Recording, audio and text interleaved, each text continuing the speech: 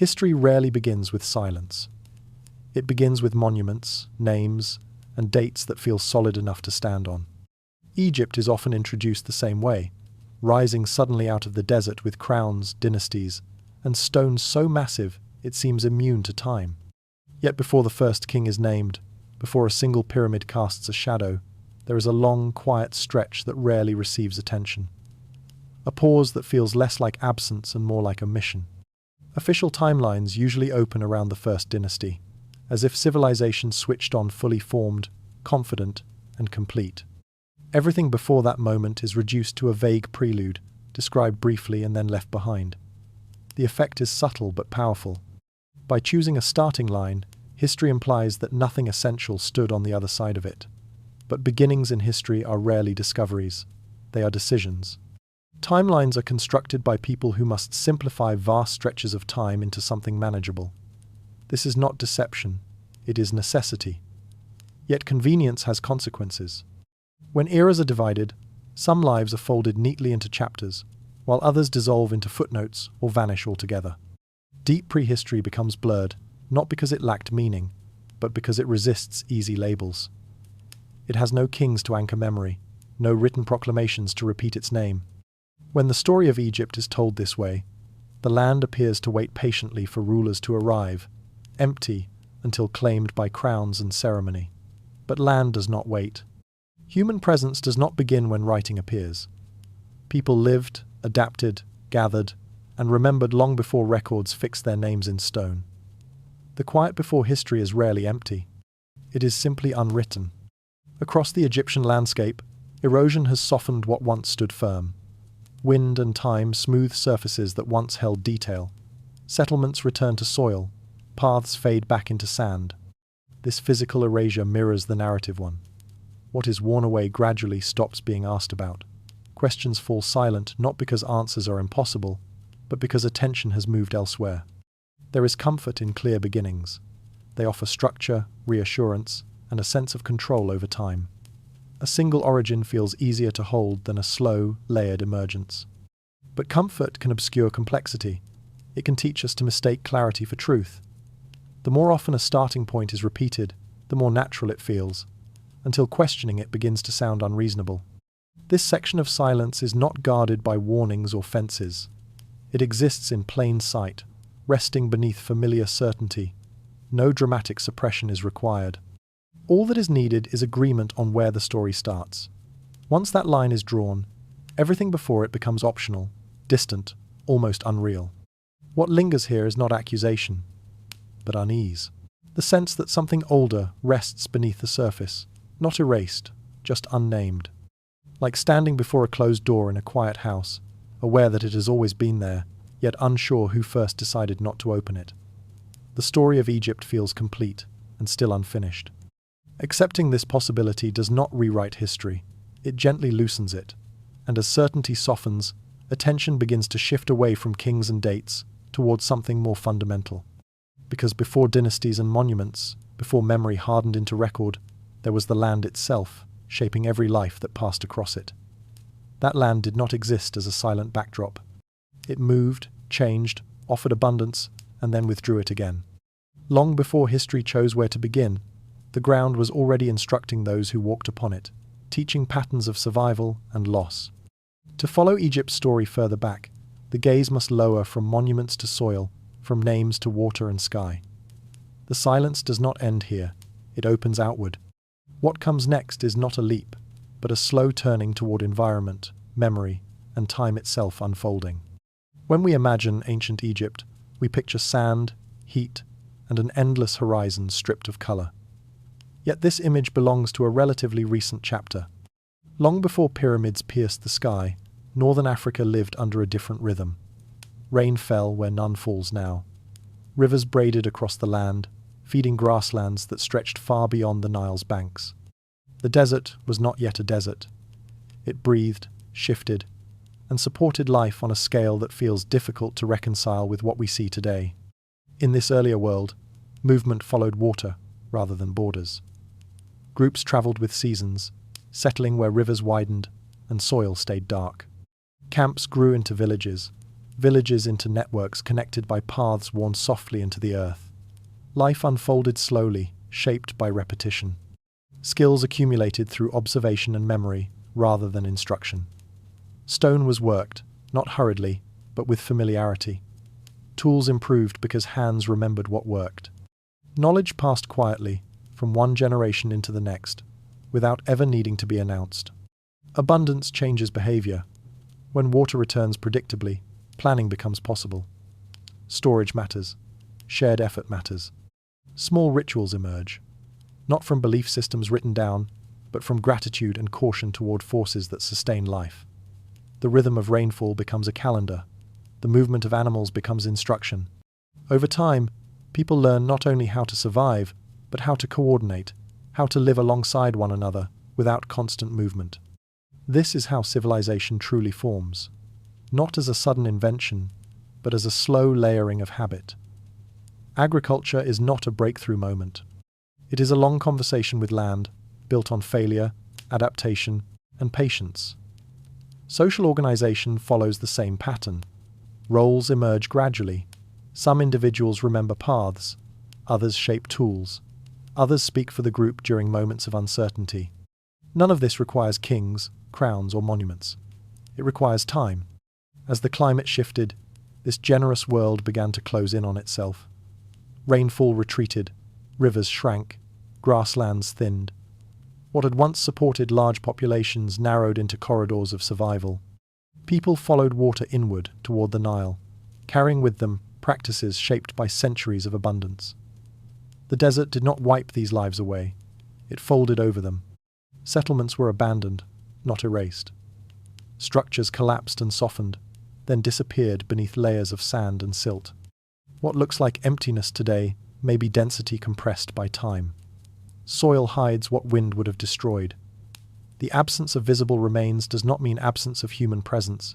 It often means the opposite. Preservation without exposure, memory without markers. Egypt, as it later appears in history, begins to resemble something else entirely.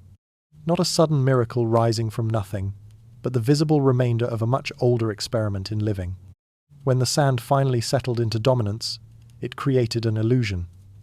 It made the land seem eternal and unchanged, masking the movement that came before. But deserts remember, even when they conceal.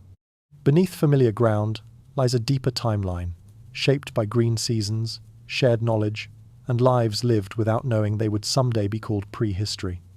If people thrived here for thousands of years before history chose a beginning, then traces must exist somewhere, waiting for attention rather than discovery. That possibility changes how the opening of Egypt's story feels. It shifts the gaze away from spectacle and toward accumulation, away from invention and toward inheritance. Civilization no longer appears as a gift bestowed at a single moment, but as a long continuity shaped by landscape and memory. To accept a green Egypt is to accept a deeper patience in the past, a willingness to see greatness forming quietly. And once that patience takes hold, another question begins to surface, steady and unavoidable. If generations lived, learned, and adapted here long before the first dynasty marked its reign, then signs of their presence must remain in some form. Not written, not monumental, but subtle. Traces shaped by water, soil, and stone. The next step is not to imagine them, but to look for where such traces could still rest, and why they have remained overlooked for so long. These questions quietly prepare the ground for what comes next beneath the surface of accepted historical certainty. History often presents itself as something uncovered, as though the past has been patiently waiting for us to brush dust from its surface and reveal what was always there. Yet history is not only discovered, it is arranged. It is shaped into sequences that feel sensible, labeled with names that create order, and framed by starting points that offer reassurance. These frameworks help us understand time, but they also quietly decide what belongs and what does not. In the case of Egypt, official timelines tend to favor moments that leave clear marks. Writing matters, kings matter, monuments matter. These elements are tangible, legible, and easy to anchor stories around. Early Egyptology, shaped by these priorities, naturally focused its attention where records were strongest and symbols were most visible. What came before writing, before crowns, before stone declarations of power slipped into the margins, not because it lacked substance, but because it resisted familiar organization. Prehistoric societies do not announce themselves with dates or royal names. They leave behind patterns rather than proclamations. Without clear boundaries, they become difficult to divide into chapters. As a result, they are often reduced to brief introductions, summarized quickly before the real story begins. Over time, this treatment shapes perception. The longer something is framed as a prelude, the harder it becomes to imagine it as foundational. There is also something deeply human at work here. People are drawn to clean beginnings. A first king offers a figure to remember. A single founding moment provides clarity. Layered emergence, by contrast, feels unsettling. It refuses to give us a clear point of origin. It suggests that meaning forms gradually, without ceremony. Faced with this discomfort, the mind leans towards simplicity. History follows. When Egypt's story is told as beginning with a dynasty, it creates the impression of sudden coherence, as if complexity appeared fully formed. But coherence rarely arrives that way. It develops slowly, shaped by countless small choices made by people whose names were never recorded. The decision to place Egypt's beginning at a convenient point does not make that decision false, but it does make it incomplete. This realization shifts something subtle in the listener. The timeline stops feeling like a straight road and begins to resemble water. Currents overlap. Some flow visibly on the surface, while others move below, quieter but persistent. Older waves do not disappear when new ones rise. They continue beneath, shaping what follows even when they can no longer be seen. Understanding this does not require rejecting scholarship or accusing historians. It asks only for humility. It asks us to recognize that the structure of history reflects the tools used to build it. When those tools favor permanence and power, everything else risks being treated as background noise. Once this perspective settles in, Egypt's early silence takes on a different tone. It no longer feels empty. It feels crowded, with things that did not fit the frame. Cultures sidelined not because they were insignificant, but because they were unfamiliar. And once the mind begins to accept that, attention naturally drifts away from theory and towards substance. Because if these earlier layers existed, they could not have vanished without leaving some trace. Stone, soil, and landscape remember differently than texts do. The next step is to turn away from constructed timelines and toward the physical world itself, where memory sometimes survives in places history forgot to look. Before crowns ever rested on heads, people were already living closely together along the river and across the land. They gathered not as subjects, but as neighbors. Families clustered around water sources, paths, and fertile ground, shaping spaces that reflected shared needs rather than command. These early communities were not wandering accidents. They were intentional arrangements, built from familiarity, trust, and repetition. Life unfolded at a human scale. Homes faced one another. Tools were shared, repaired, and refined. Children learned by watching. Elders carried memory not as authority, but as continuity. Leadership existed, but it shifted with circumstance. Influence grew from experience rather than force. Evidence of this organization appears quietly. Burials show care rather than haste. Bodies positioned with intention. Objects placed as offerings rather than debris. Settlements reveal patterns, not randomness, suggesting planning that extended beyond immediate survival. Craftsmanship shows patience, surfaces shaped slowly, designs repeated with purpose. These were not simple lives, nor were they incomplete ones waiting for a king to arrive. Social roles formed because communities required them. Some people shaped tools, others guided movement. Others remembered seasons, animals, and roots. Over time, coordination became habit. Habit became structure. Trade emerged without ceremony. Materials moved between groups, not as commerce, but as connection. Stone, shell, pigment, and knowledge traveled slowly, carried by trust. These exchanges strengthened bonds and expanded awareness, weaving communities into broader networks that stretched beyond a single settlement. Belief, too, developed early. It did not arrive as theology or doctrine, but as shared meaning. Certain places mattered more than others. Certain actions were repeated, not because they were commanded, but because they felt necessary. Symbolic behavior grew naturally from relationship with land, animals, and one another.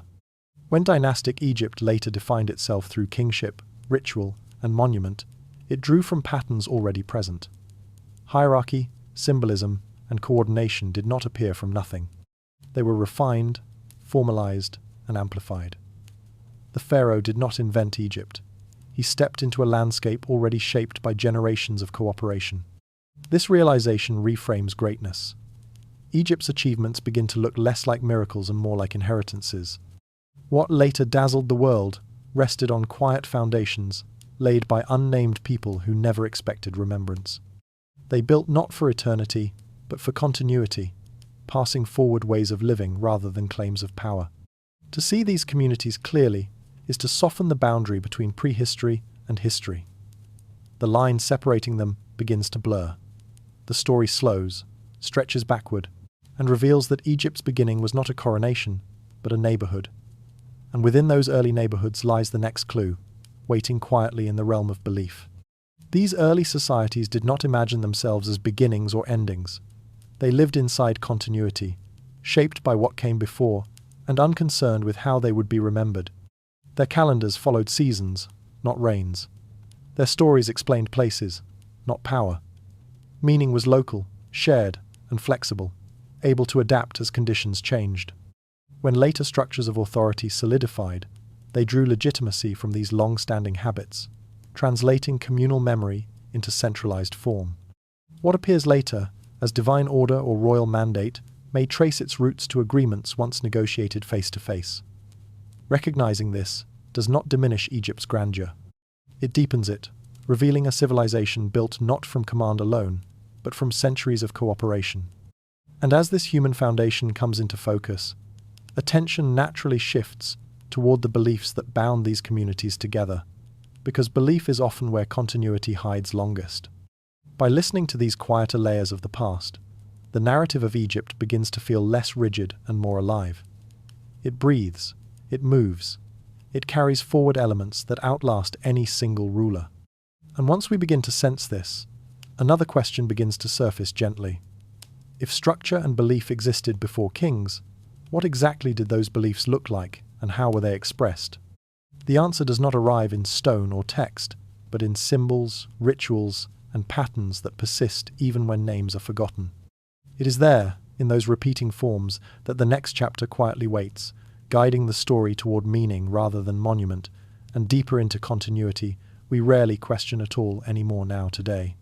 Long before gods were given names, people were already marking meaning onto the world around them. They etched patterns into stone, painted animals on surfaces meant to endure, and positioned their dead with deliberate care. These actions were not decoration. They were signals, repeated again and again, until they became familiar enough to feel necessary. In pre-dynastic settlements, symbolism appeared quietly. Certain animals returned across sites, not as idols, but as reminders of strength, danger, fertility, or survival. Burial orientations followed patterns, bodies aligned toward light, water, or landscape features that mattered to the living. Objects placed beside the dead suggest continuity rather than fear, an assumption that life moved forward in some form even after breath stopped. These practices did not form a religion, as later ages would define it. They formed a language of meaning, shared without words. Symbols allowed communities to carry ideas across generations without explanation.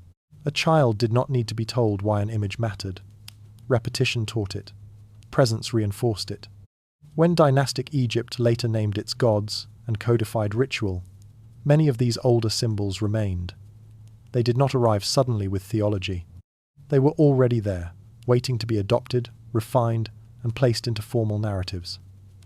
What changed was not the symbol itself, but the structure surrounding it. This continuity invites a quiet question. If certain images became sacred later, why were they meaningful earlier? The answer does not require revelation. Symbols survive because they work. They compress experience into form. An animal that feeds, protects, or threatens becomes more than flesh. It becomes a pattern through which people understand their place in the world. Over time, symbols accumulate layers. What begins as communal meaning can later serve authority. A shape once tied to seasonal rhythm may be reinterpreted as divine order. A gesture once performed together, may become ritual performed by a few. The origin remains embedded, even when the function changes. This is how belief systems grow, not through invention, but through inheritance. Each generation borrows what already feels true and reshapes it to meet new conditions. By the time gods take form, the ground beneath them has already been prepared by countless unnamed hands. Seeing Egyptian religion this way shifts its tone. It becomes less a declaration from above and more a gradual ascent from below. The sacred does not descend fully formed. It rises slowly, carried upward by memory, practice, and shared habit. Nothing here diminishes the power of later belief. Instead, it deepens it. A religion rooted in lived experience carries weight precisely because it was once communal. Its authority feels natural because its symbols were once familiar. By the end of this reflection, the gods begin to look different, not as origins, but as culminations. Their images feel older than their names. Their presence feels inherited rather than imposed. Across generations, these symbols outlived individuals and outpaced explanation. They were carried into new contexts without needing translation, quietly adapting as societies grew denser and more structured. When authority later reached for legitimacy, it found familiar shapes ready for use. What felt ancient felt trustworthy. What felt shared felt stable. In this way, meaning became a bridge between community and command. The sacred did not disappear when power centralized. It was gathered, framed, and elevated. This process was subtle enough to feel natural, allowing old belief to survive inside new order without resistance or rupture. Through this quiet transformation, continuity remained unbroken, stretching forward invisibly, shaping futures long before they could ever be named by those who lived. And once symbols are recognized as older than the structures that claim them, another realization follows gently. Power rarely creates belief. It absorbs it. Leadership does not invent meaning. It organizes what already exists. The path from symbol to authority is quiet, gradual, and deeply human, guiding the story toward the moment when shared meaning transformed into rule. Leadership does not arrive fully formed. It accumulates the same way communities do, through repetition, necessity, and gradual agreement. In early Egypt, authority emerged not as conquest, but as coordination. As populations clustered closer to the Nile, relationships between settlements grew more complex. Trade routes overlapped. Ritual calendars aligned. Shared symbols demanded shared interpretation. At first, leadership remained personal. Elders, organizers, and mediators guided small groups, their influence limited by proximity and familiarity. But as networks widened, familiarity became impossible. Memory alone could no longer hold everything together. What once passed through conversation needed consistency. Roles that had been flexible began to stabilize. Over time, certain individuals became representatives rather than neighbors. Authority shifted from lived presence to symbolic position. Leadership stopped traveling with a person's voice and began to rest in gestures, objects, and ceremonies that could be recognized across distance. This shift did not erase community. It scaled it. Rituals slowly standardized. Practices that once varied between groups began to align, not through force, but through usefulness. Uniform behavior reduced friction. Predictability created trust between strangers. The same burial orientations, offerings, and seasonal observances repeated across regions, forming a shared cultural rhythm. Trade reinforced this process. Goods moved more efficiently when expectations matched. Agreements depended on symbols everyone understood. Over time, influence concentrated where coordination was strongest. Centers emerged not as capitals, but as meeting points where roots, rituals, and memory intersected. Kingship formed within this landscape, not above it. The first pharaoh did not invent order, he embodied it. His role transformed existing structures into visible unity. What had once been shared practice became royal authority, framed as mandate rather than agreement. This reframing carried power. By presenting himself as the source, the ruler simplified memory. Complexity was folded into lineage. What many had built slowly could now be attributed to one figure, one family, one moment. This was not deception, it was function. Authority depends on clarity. Unification, seen this way, becomes inheritance disguised as origin. The crown gathered what already existed and gave it a single face. Ancient systems of belief, exchange, and organization did not disappear. They were absorbed, renamed, and elevated. When Egypt's first kings step into history, they do not arrive at the beginning of a story. They enter at a turning point. Their greatness rests not in invention, but in consolidation. They stabilize a world already in motion and preserve it in form strong enough to endure. This realization softens the rise of power. It replaces abrupt domination with slow convergence. It allows memory to remain layered rather than erased. Yet it also explains why earlier ages begin to fade. Once authority speaks in stone, previous forms of life grow quieter by comparison.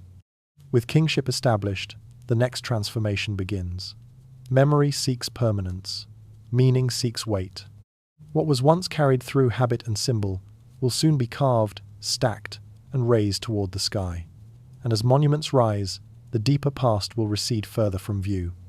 It is here that memory begins to harden. Stone replaces voice.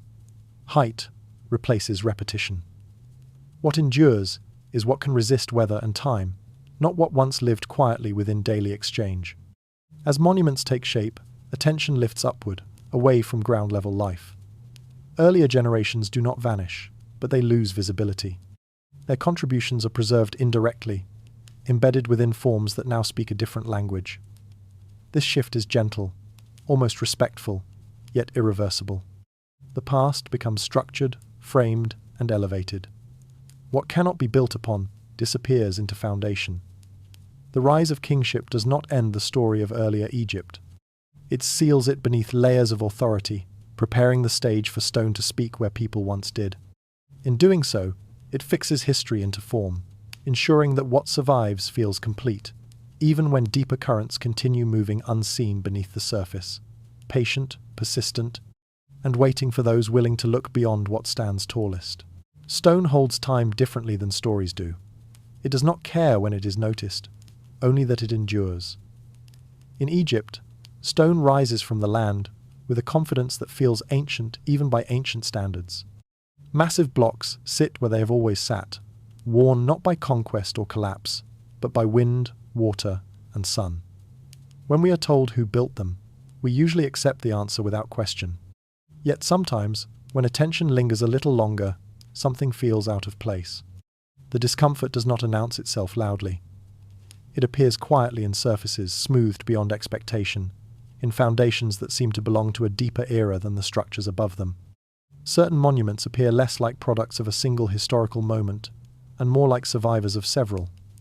Their scale feels excessive for their supposed origin. Their wear patterns suggest exposure not just to centuries, but to conditions older than the world we associate with dynastic Egypt. This is where stone begins to complicate memory. Written records describe intent, stone records experience. Text can be preserved, copied, reshaped. Stone can only be worn. When erosion does not match expectation, questions form naturally. Not accusations, not declarations, just a pause where certainty once stood.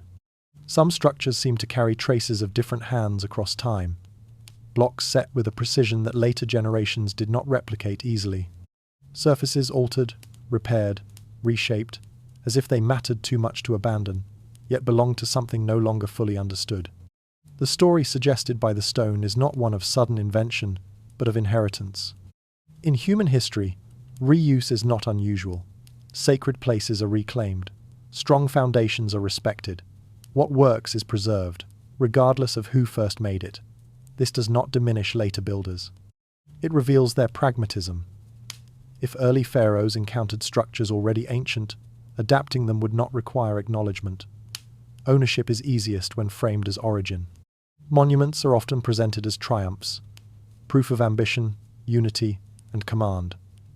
Yet viewed this way, some Egyptian structures feel less like declarations and more like echoes. Their presence speaks softly of continuity rather than beginning, of something that lasted long enough to be useful again. This does not mean dynastic. Egypt lacked brilliance or capacity. It suggests that brilliance rarely appears in isolation. Skills are learned, not conjured. Knowledge accumulates quietly.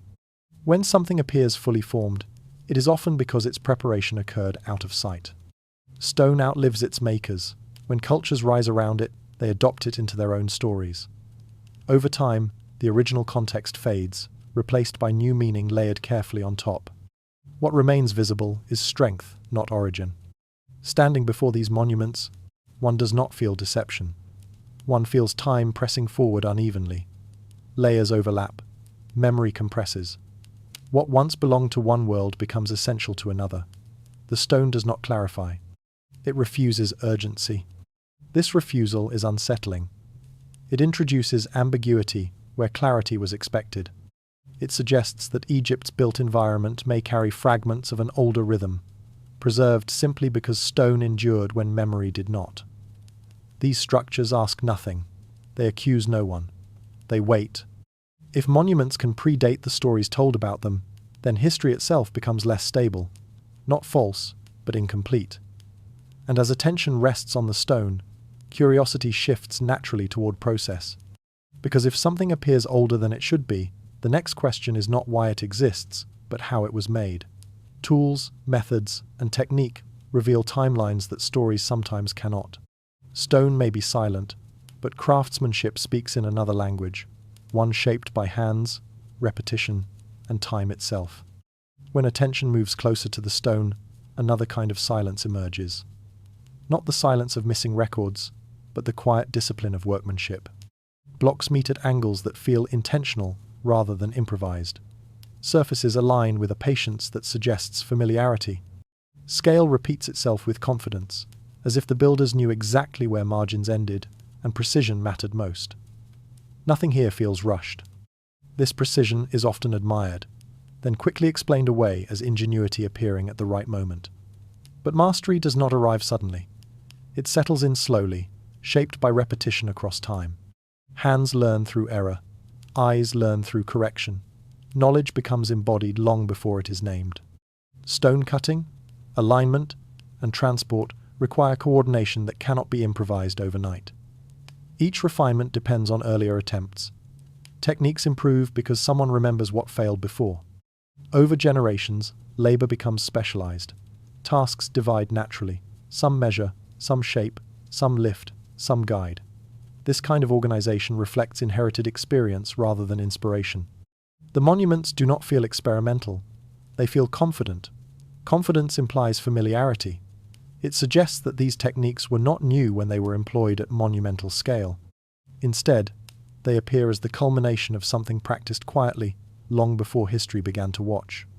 There is no need to compare these methods to later technologies to feel their weight. The question is simpler. Where did such consistency come from? Skills refined over centuries tend to look effortless when they finally stand in stone. Their origin disappears because it was never recorded, only repeated. Dynastic Egypt is often described as making a sudden leap forward in engineering. Yet leaps are usually illusions created by missing steps. If the earlier stages are unseen, the visible result feels miraculous. When those steps fade from memory, what remains looks like a beginning. A slower interpretation feels more natural. That techniques were inherited alongside land, belief, and organization. That dynastic builders stepped into roles already shaped by long labor traditions. That methods passed from hand to hand without ever needing to be justified or explained. This inheritance would not require acknowledgement. Skill does not demand ceremony. It continues where it is useful. When power centralizes, it absorbs what already works. Techniques become institutional rather than communal. Knowledge gains authority by association, not origin. In this way, something is not lost through collapse or catastrophe, but through success. Older practices disappear precisely because they are effective enough to be absorbed. Their names dissolve. Their contributors fade. What survives is function. The stone remembers this even when texts do not. Chisel marks repeat patterns. Alignments remain consistent. Margins tighten rather than wander. These details suggest continuity rather than invention. The builders understood their materials deeply, not because they were the first to touch them, but because others had touched them before. This perspective does not diminish dynastic Egypt. It enriches it. A civilization built upon inherited mastery carries deeper weight than one that appears suddenly. It implies patience, memory, and long continuity beneath visible achievement. As this understanding settles, the monuments begin to feel less like isolated accomplishments and more like intersections. Places where past learning met present ambition, where something older was refined, not replaced. And once inherited skill is recognized, another question forms naturally. If techniques survived absorption rather than destruction, then the same may be true for memory itself. Someone inherited this knowledge. Someone reorganized it. And in doing so, they reshaped how the past would be remembered. To understand that shift, attention must turn from stone as object to stone as story, and toward those who claimed both. Civilizations rarely begin on empty ground. More often, they arrive amid what already stands, shaped by choices made long before their own stories took form. In Egypt, this continuity is written not only in myth, but in stone itself. Blocks are reset, foundations are reinforced. Spaces are claimed again, not because they were forgotten, but because they were too valuable to abandon. Reuse is not an act of deception. It is one of the most common human responses to time. When something endures, it invites adaptation. Strong stone is moved rather than quarried again. Sacred ground is re-sanctified rather than erased. What proves durable becomes meaningful simply because it survives. In dynastic Egypt, monuments often show signs of care rather than replacement. Repairs are made where collapse threatened. Additions are layered carefully on top of older forms. Orientation is preserved even as symbolism evolves. This pattern suggests respect, not dismissal. The past is not rejected, it is absorbed. Such absorption changes memory quietly. When an older structure is integrated into a new order, its origin begins to shift. Meaning is reassigned. What once belonged to one world is now framed by another. Over time, the new narrative feels complete. The older one grows faint. This process stabilizes power. Authority gains weight when it appears continuous. By anchoring itself to what already feels ancient, leadership avoids rupture. The present becomes heir rather than intruder. Control feels natural because it seems inherited. If early pharaohs encountered monumental sites shaped by earlier hands, claiming them would not require acknowledgement. Preservation alone confers ownership. Once a structure is maintained, named, and ritualized within a new system, its earlier story becomes unnecessary. The stone remains, the memory shifts. This is how erasure often works, not through destruction, but through care. What is maintained is allowed to survive, but only under revised meaning. The visible past becomes simpler, clearer, easier to narrate. Complexity dissolves without conflict. Stones reused in this way carry layered histories. They belong to more than one time. Their surfaces remember different intentions. To later observers, they appear unified. To the land itself, they remain composite. This does not imply manipulation or deceit. It reflects how power organizes continuity. States depend on coherence. Coherence depends on shared memory. Shared memory depends on selectivity. As dynastic Egypt formalized itself, it gathered existing structures, techniques, and symbols into a system that could endure. In doing so, it preserved much more than it destroyed. Yet preservation came with transformation. Older identities blurred, earlier purposes quieted. The origin story that emerged feels neat and complete precisely because it rests on solid foundations. Those foundations do not speak. They support. Understanding this reframes Egypt's beginnings. Creation gives way to consolidation. Invention softens into inheritance. What appears sudden becomes gradual when viewed through continuity rather than rupture. By the end of this reflection, monuments no longer feel like declarations alone. They feel like negotiations across time. Agreements between past and present, sealed in stone. And once stone and memory become inseparable, curiosity naturally deepens. Attention turns downward, away from surfaces shaped by reuse and narrative, toward the earth that holds what could not be repurposed. Beneath monuments lie layers untouched by redesign. Soil remembers differently than stone. It buries without intention. To follow the story further back, beyond adaptation and control, the gaze must move below foundations, into ground where memory rests without names, waiting quietly beneath what history chose to keep. Above the Nile, Egypt feels ancient and exposed. The river moves through the land like an open vein, visible, celebrated, and endlessly described. But beneath that surface lies another Egypt, quieter and heavier, shaped not by monument builders, but by water returning again and again. The Nile did not only give life, it also concealed it. For thousands of years, the river followed a rhythm older than memory. It rose, overflowed its banks, and then withdrew, leaving behind layers of dark silt. Each flood softened the land, fed crops, and sustained people. It also pressed history downward. Villages were abandoned as the river shifted. Tools slipped into mud. Paths disappeared beneath fertile soil. Nothing was destroyed quickly. Everything was slowly covered. This covering was not violent. It was patient. Silt accumulated grain by grain, season by season, until what once stood at ground level rested meters below it. Homes collapsed inward rather than outward. Organic material decayed gently, sealed away from air. What remained was not absence, but compression.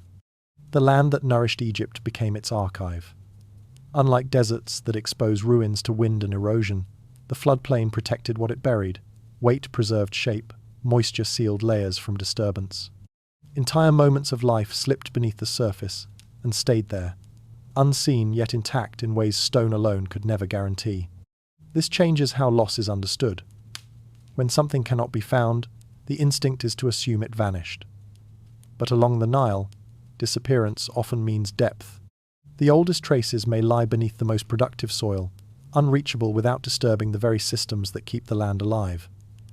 Agriculture, settlement, and continuity sit directly on top of memory. Modern Egypt exists because of this river, and because of what it covers. Cities rise where flooding once brought abundance. Fields spread where communities once gathered. Every layer of life depends on what came before, pressing it further down with each generation. From above, the surface appears timeless. The same river, the same banks, the same rhythm repeated. But beneath, the ground grows thicker with history. Each flood adds another quiet chapter, unread but not erased. This creates a different kind of silence. Not the silence of forgetting, but the silence of waiting. The Nile did not remove Egypt's earliest lives. It stored them, protected them, hid them beneath the soil that would later support kingdoms. Archaeology here faces an unusual problem. There may be too much to find. Digging deep enough to reach pre-dynastic layers risks collapsing what exists above them. To reveal the earliest Egypt may mean undoing the Egypt that survives today. Preservation and discovery pull in opposite directions. This tension demands restraint. It explains why vast stretches of Egypt's deep past remain untouched, not because they are unimportant, but because they are too deeply woven into living land. The river continues to flow, fields continue to grow. Life continues to depend on what lies buried. Understanding this shifts expectation. Egypt's missing chapters may not be missing at all. They may simply rest beyond reach, sealed beneath nourishment rather than ruin. The river that made civilization possible also ensured that its earliest chapters would remain hidden, not erased. Such moments invite humility rather than urgency. They remind us that history is not always waiting to be rescued, and that some knowledge survives precisely because it remains untouched. The Nile continues its cycles without concern for what it guards below. Layers thicken. Time passes. What rests beneath does not demand discovery. It waits for the right questions, the right care, or perhaps simply the acceptance that not every past is meant to rise again.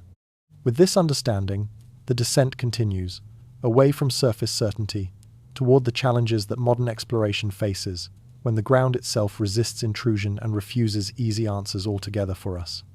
When people imagine archaeology, they often picture endless digging, as if every layer of the past waits patiently for a shovel to arrive.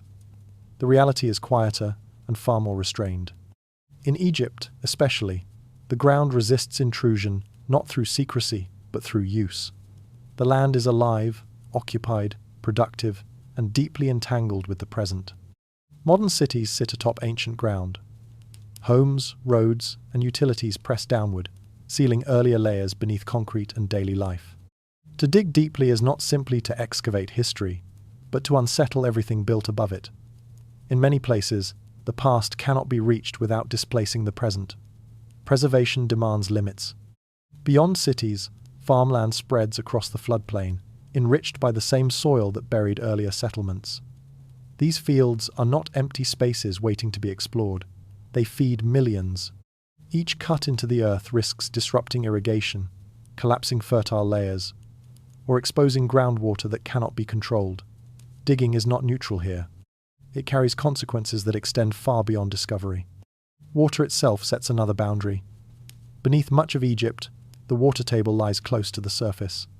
Excavation quickly fills with seepage, turning trenches into pools and erasing fragile traces before they can be documented. Organic materials dissolve, layers blur. The deeper one goes, the less stable the ground becomes. Sometimes stopping is not caution, it is necessity. There are also places where digging is simply not permitted.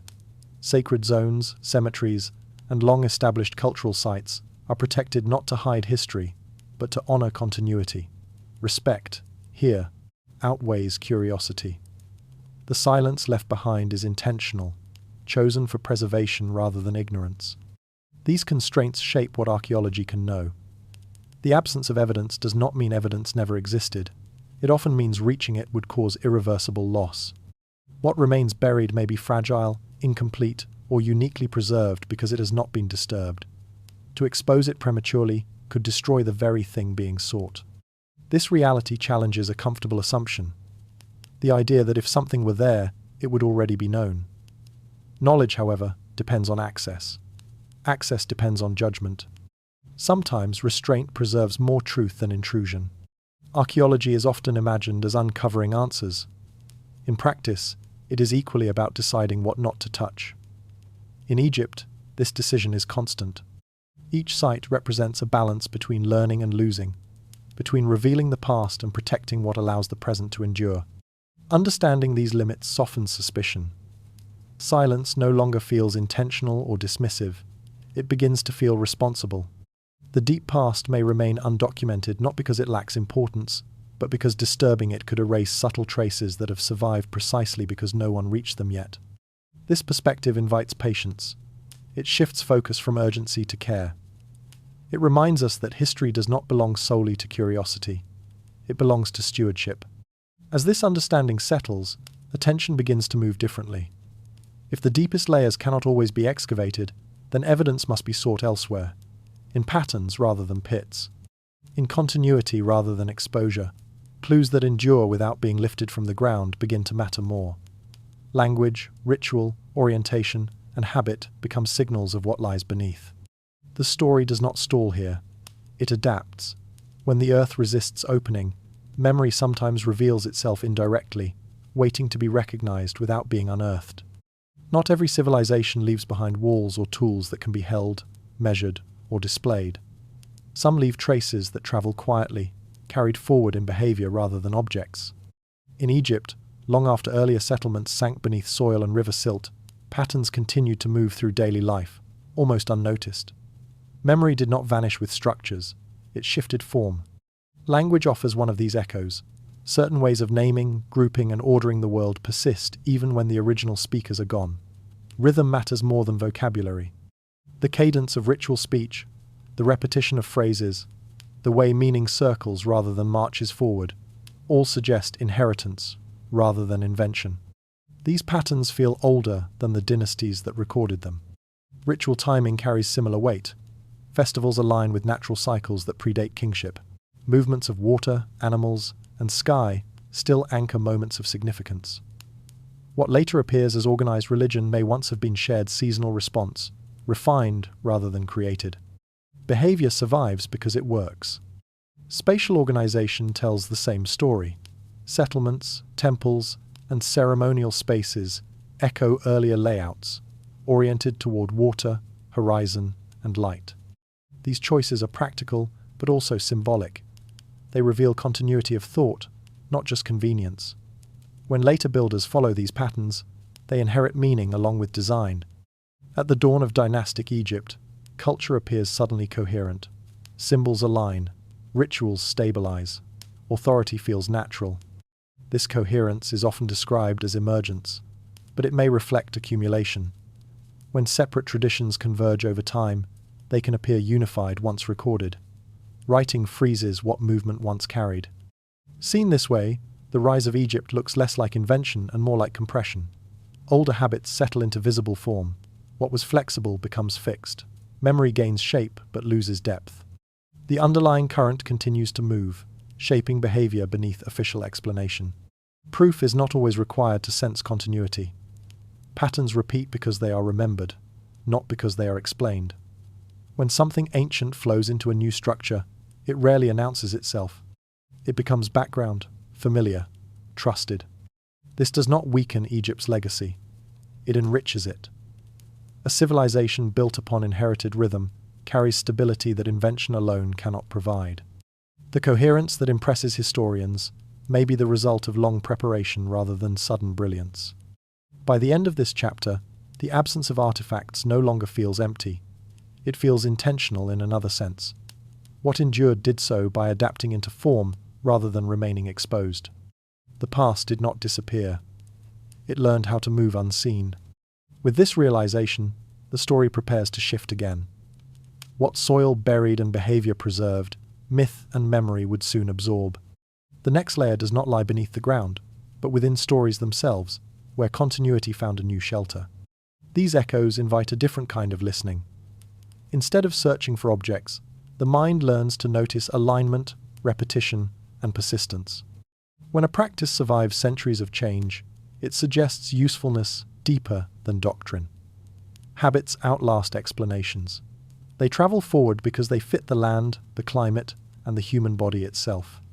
In Egypt, this continuity creates a sensation that something old is still present, quietly directing form without demanding recognition. Culture seems to arrive already practiced, already balanced, as if many experiments had already taken place beyond the reach of record.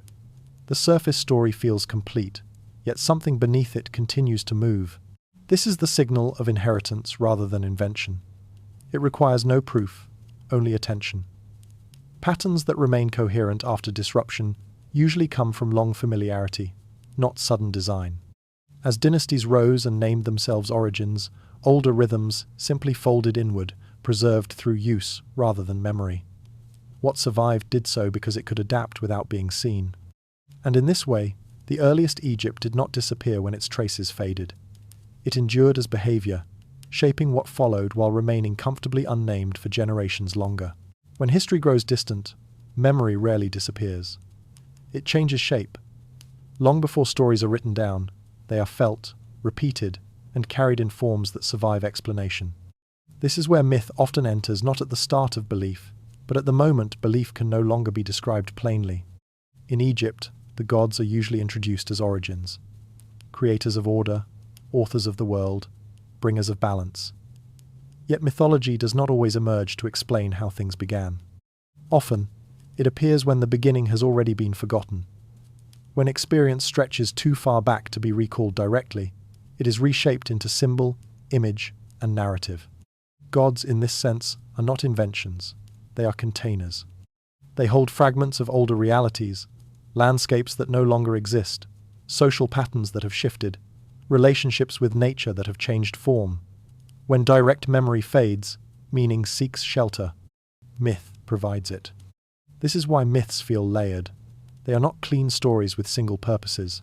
They are dense, repetitive, sometimes contradictory. They preserve feeling more than fact. A god tied to water may echo a time when survival depended entirely on floods.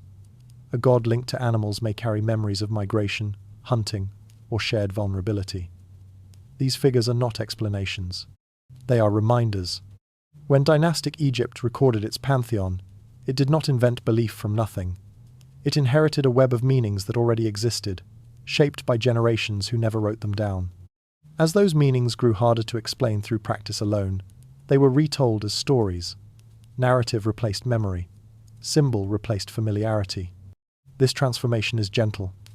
No one decides to forget. Retelling becomes necessary when understanding thins. A ritual performed for centuries may still feel important, even when its original purpose is lost. To keep it alive, it is given a story. Over time, the story feels ancient, authoritative, complete. The gods emerge at this point not as first causes but as anchors. They stabilize what can no longer be justified through daily life. They preserve structure when context is gone. In this way, mythology becomes a memory system rather than a creation account. This reframing changes how belief is seen.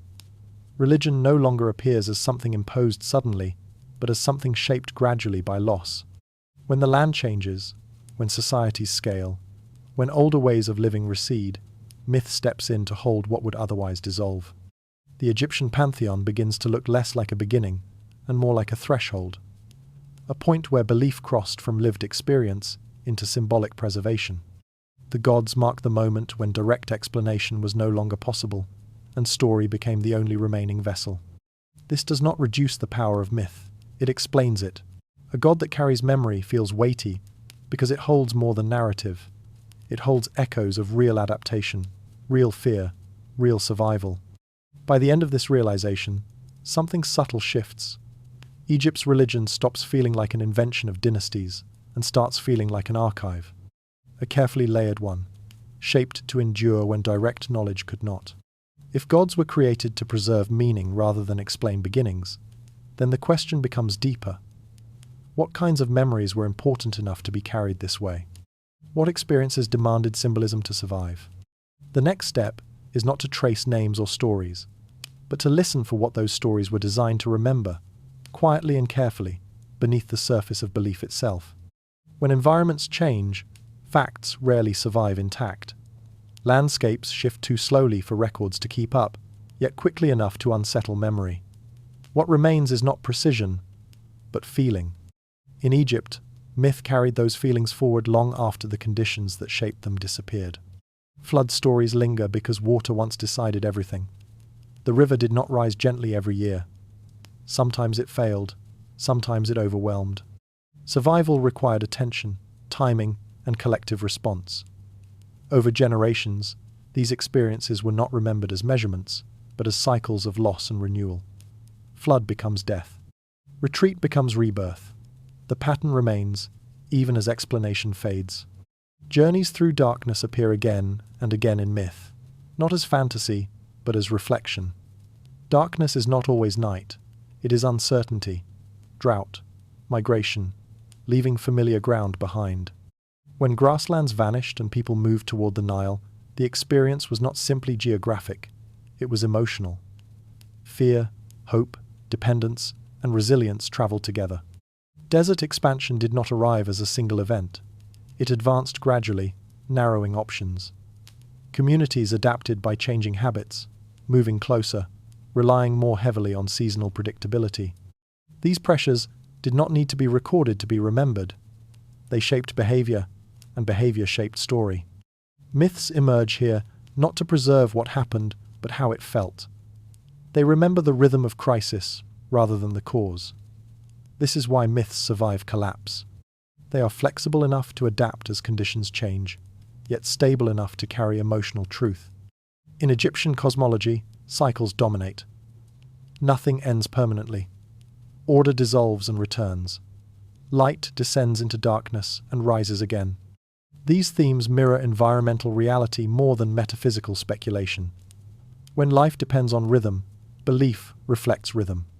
Over time, these stories became ritualized. Actions replaced explanation. People reenacted balance, restoration, and passage because those movements once mattered deeply. Long after original reasons were forgotten, the gestures remained compelling. This is the quiet power of myth. It preserves response rather than event. Fear becomes caution, loss becomes renewal, survival becomes order. Story carries these responses forward when memory can no longer explain why they exist. Seen this way, mythology resembles an emotional archive, distorted by repetition, simplified by retelling, yet resilient because it holds what mattered most to those who lived through change.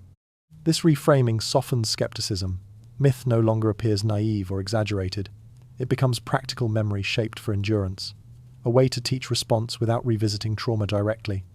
By the time dynastic Egypt formalized its myths, the experiences behind them were ancient. The land had changed, society had scaled, direct memory had thinned. What remained were stories that felt true without being precise. These stories did not explain climate. They explained how to endure it. They offered reassurance that chaos passes, balance returns, and survival repeats.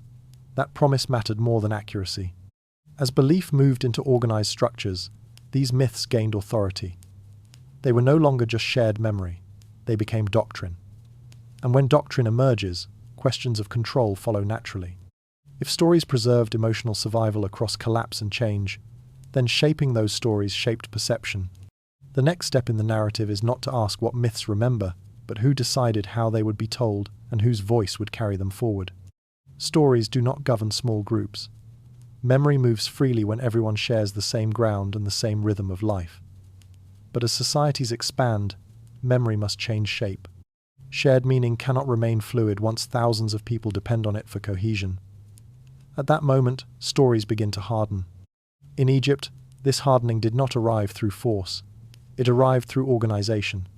Rituals needed consistency. Symbols required agreed meaning. Stories that once varied from village to village slowly aligned, not because difference was forbidden, but because stability demanded sameness. Priests, elders, and administrators emerged as keepers of this shared meaning. They were not inventors of belief. They were its custodians. Their role was not to erase memory, but to arrange it into forms large societies could carry without confusion. This arrangement carried power quietly. When stories are stabilized, authority gains direction. By defining where humans came from, leadership defines where order comes from. Origin becomes justification. Continuity becomes legitimacy. What had once been communal memory was reorganized into narrative structure. Older layers of belief were not removed. They were repositioned. Local meanings folded into universal stories. Flexible practices became formal rituals. What varied became standardized. This process did not feel like control. It felt like preservation. When memory stretches too wide, it fractures. Curation prevents fracture.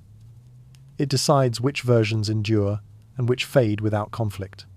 Myth, at this stage, becomes governance without command. People follow stories before they follow rulers. By aligning authority with sacred narrative, power becomes familiar rather than imposed. In Egypt, kingship did not declare itself separate from myth. It stepped inside it. The ruler did not stand outside belief, issuing orders. He became its visible embodiment. Authority flowed through story rather than against it. This is how memory is edited. Not by deletion, but by framing. What lies outside the frame still exists, but no longer guides perception. The past narrows until it fits the present's needs. Viewed this way, silence returns with new meaning. Earlier traditions did not disappear. They were absorbed into larger structures that required clarity over nuance. Complexity survived only where it could be stabilized. The result feels seamless. Later generations inherit a story that appears complete. They sense antiquity without seeing layers. What remains visible feels inevitable. Recognizing this does not accuse those who shaped the narrative. Large societies require shared ground. Memory must be organized to endure, but organization always simplifies. Once myth becomes curated memory, the transition to written history becomes inevitable. When stories are fixed in ritual, the next step is fixing them in record. Meaning seeks permanence. Authority seeks durability. With memory already arranged, writing does not invent history, it formalizes it. And so, the question shifts again. Not who shaped belief, but how that shaped belief hardened into official past, carved into stone and text, defining what would be remembered and what would quietly remain outside the record forever. At this point in the story, myth has done its work. It has gathered fragments of the past, aligned them with power, and made them feel timeless. The listener is left with a subtle tension, a sense that truth has not vanished but has been carefully arranged to serve endurance. This realization prepares the ground for the next shift, when memory stops living primarily in spoken story and ritual movement. Soon, symbols will be fixed into marks that cannot adapt. Once belief is written, its flexibility narrows. What was once layered becomes singular. The move from myth to history feels natural, almost inevitable, yet it carries a quiet cost. When stories are carved, some voices gain permanence, while others fade into margins without ceremony. The past does not resist this change. it yields to it. In that yielding, the stage is set for records, archives, and official beginnings to take hold, quietly deciding which memories would be allowed to speak, while others settle into silence. Before words were pressed into stone or drawn across papyrus, people already knew how to live. Knowledge did not wait for symbols. It moved through voices, gestures, repetition, and shared attention. It passed from one person to another without ever needing to be fixed in place. This kind of knowing was alive. It adjusted itself as conditions changed. It survived by staying close to experience. Oral memory was not fragile in the way we often imagine. Stories repeated aloud were refined each time they were told. Errors were corrected by the group. Meaning was reinforced through ritual, movement, and seasonal practice. What mattered most was repeated most often. Apprentices learned by watching hands, not by reading instructions. Skills settled into the body, memory lived in habit. Communal life supported this system. Knowledge was distributed rather than stored. No single person carried everything. What one forgot, another remembered. This created resilience across generations, even without written record. The past did not sit behind people, it moved with them. Yet this system had limits. It depended on continuity of presence. When societies remained small and stable, living memory worked. As populations grew and time stretched further back, explanation became harder to preserve. Stories survived, but their context thinned. Meaning stayed, but detail blurred. This is where writing entered, not as invention of knowledge, but as its transformation. Writing did not remember everything. It chose. What was written gained permanence. What was not slowly faded. Memory shifted from living exchange to external record. This shift carried weight. Once something is written, it stops changing. It becomes reference rather than conversation. Authority moves away from elders and practice, and settles into marks that do not respond. The written word endures, even when understanding shifts. This durability feels like progress, and in many ways, it was. Writing allowed coordination across distance. It preserved names, decisions, and agreements beyond the limits of memory. It made large societies possible. But it also narrowed the past. Writing requires selection. Only certain narratives can be fixed. Those that do not fit the structure are left behind, not intentionally erased, but simply omitted.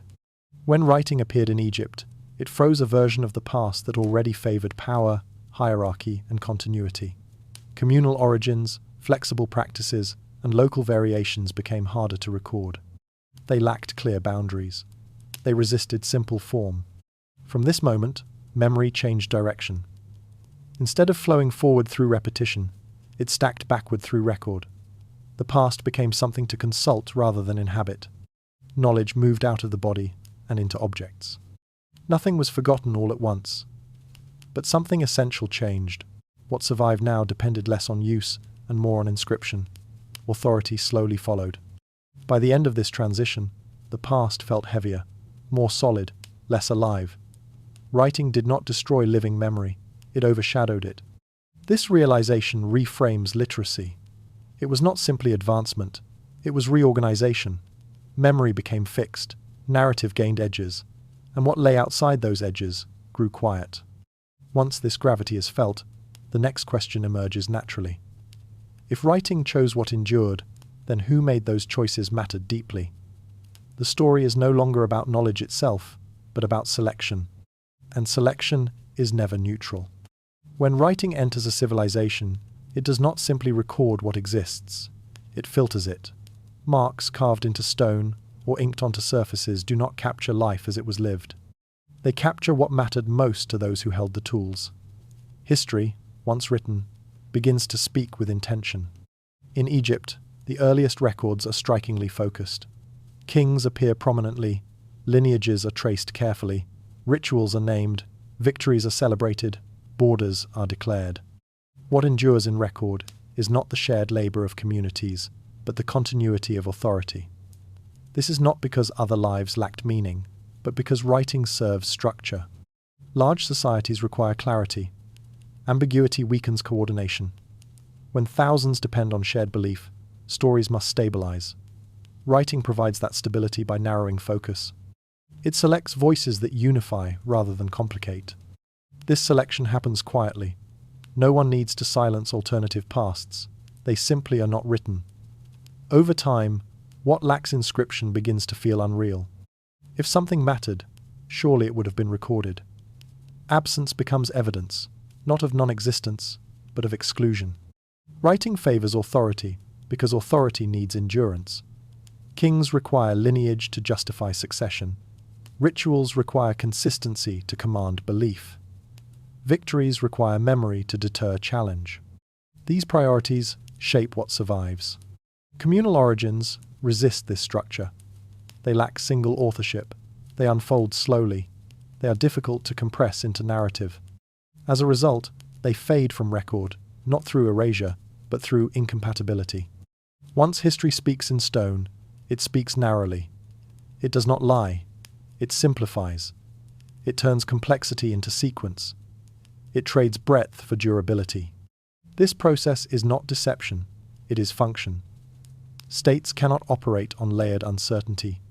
They depend on agreed versions of the past. Writing locks those versions into place. Over generations, the written past hardens. What remains unwritten becomes invisible. People stop asking about it because no record invites the question. Silence acquires authority.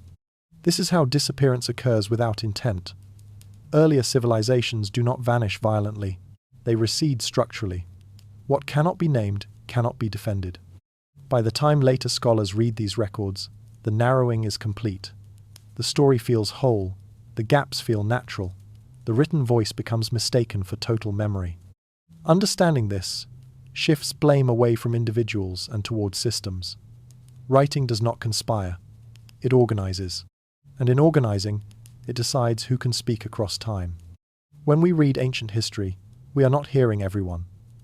We are hearing those whose existence aligned with permanence, power, and clarity. Others lived fully, adapted intelligently, and shaped what followed, yet their voices softened because they did not fit the page. This realization unsettles the idea that knowledge naturally accumulates. Sometimes it contracts. What survives depends not only on truth but on format. Once history chooses a voice, it speaks consistently. It reinforces itself. The more it is repeated, the more real it feels. What lies outside that voice becomes harder to imagine, then harder to believe, then unnecessary to consider. By the end of this awareness, the absence of early civilizations no longer feels accidental. It feels structural. Writing did not erase them, it bypassed them. And if that is so, then the next step is inevitable. Attention must turn to what was lost in the narrowing. Not to recover it completely, but to acknowledge what became unreachable once memory chose permanence over presence. Silence does not arrive suddenly. It settles gradually, like dust, layer by layer, until voices that once filled space fade into background hum. Before writing fixed Egypt's past into record, countless lives unfolded without expectation of preservation. Innovations emerged quietly. Identities formed and dissolved. Struggles shaped communities, and meaning passed hand to hand. None of this required inscription to matter. It required presence. When writing appeared, it did not announce an ending. Yet something subtle closed. Knowledge that once moved through conversation and practice lost its ability to travel freely. What was not written stopped speaking across time. It did not disappear. It grew distant. Entire worlds existed before marks defined memory. Ways of building, organizing, and believing that worked well enough to sustain generations left no permanent trace. Their success became their silence.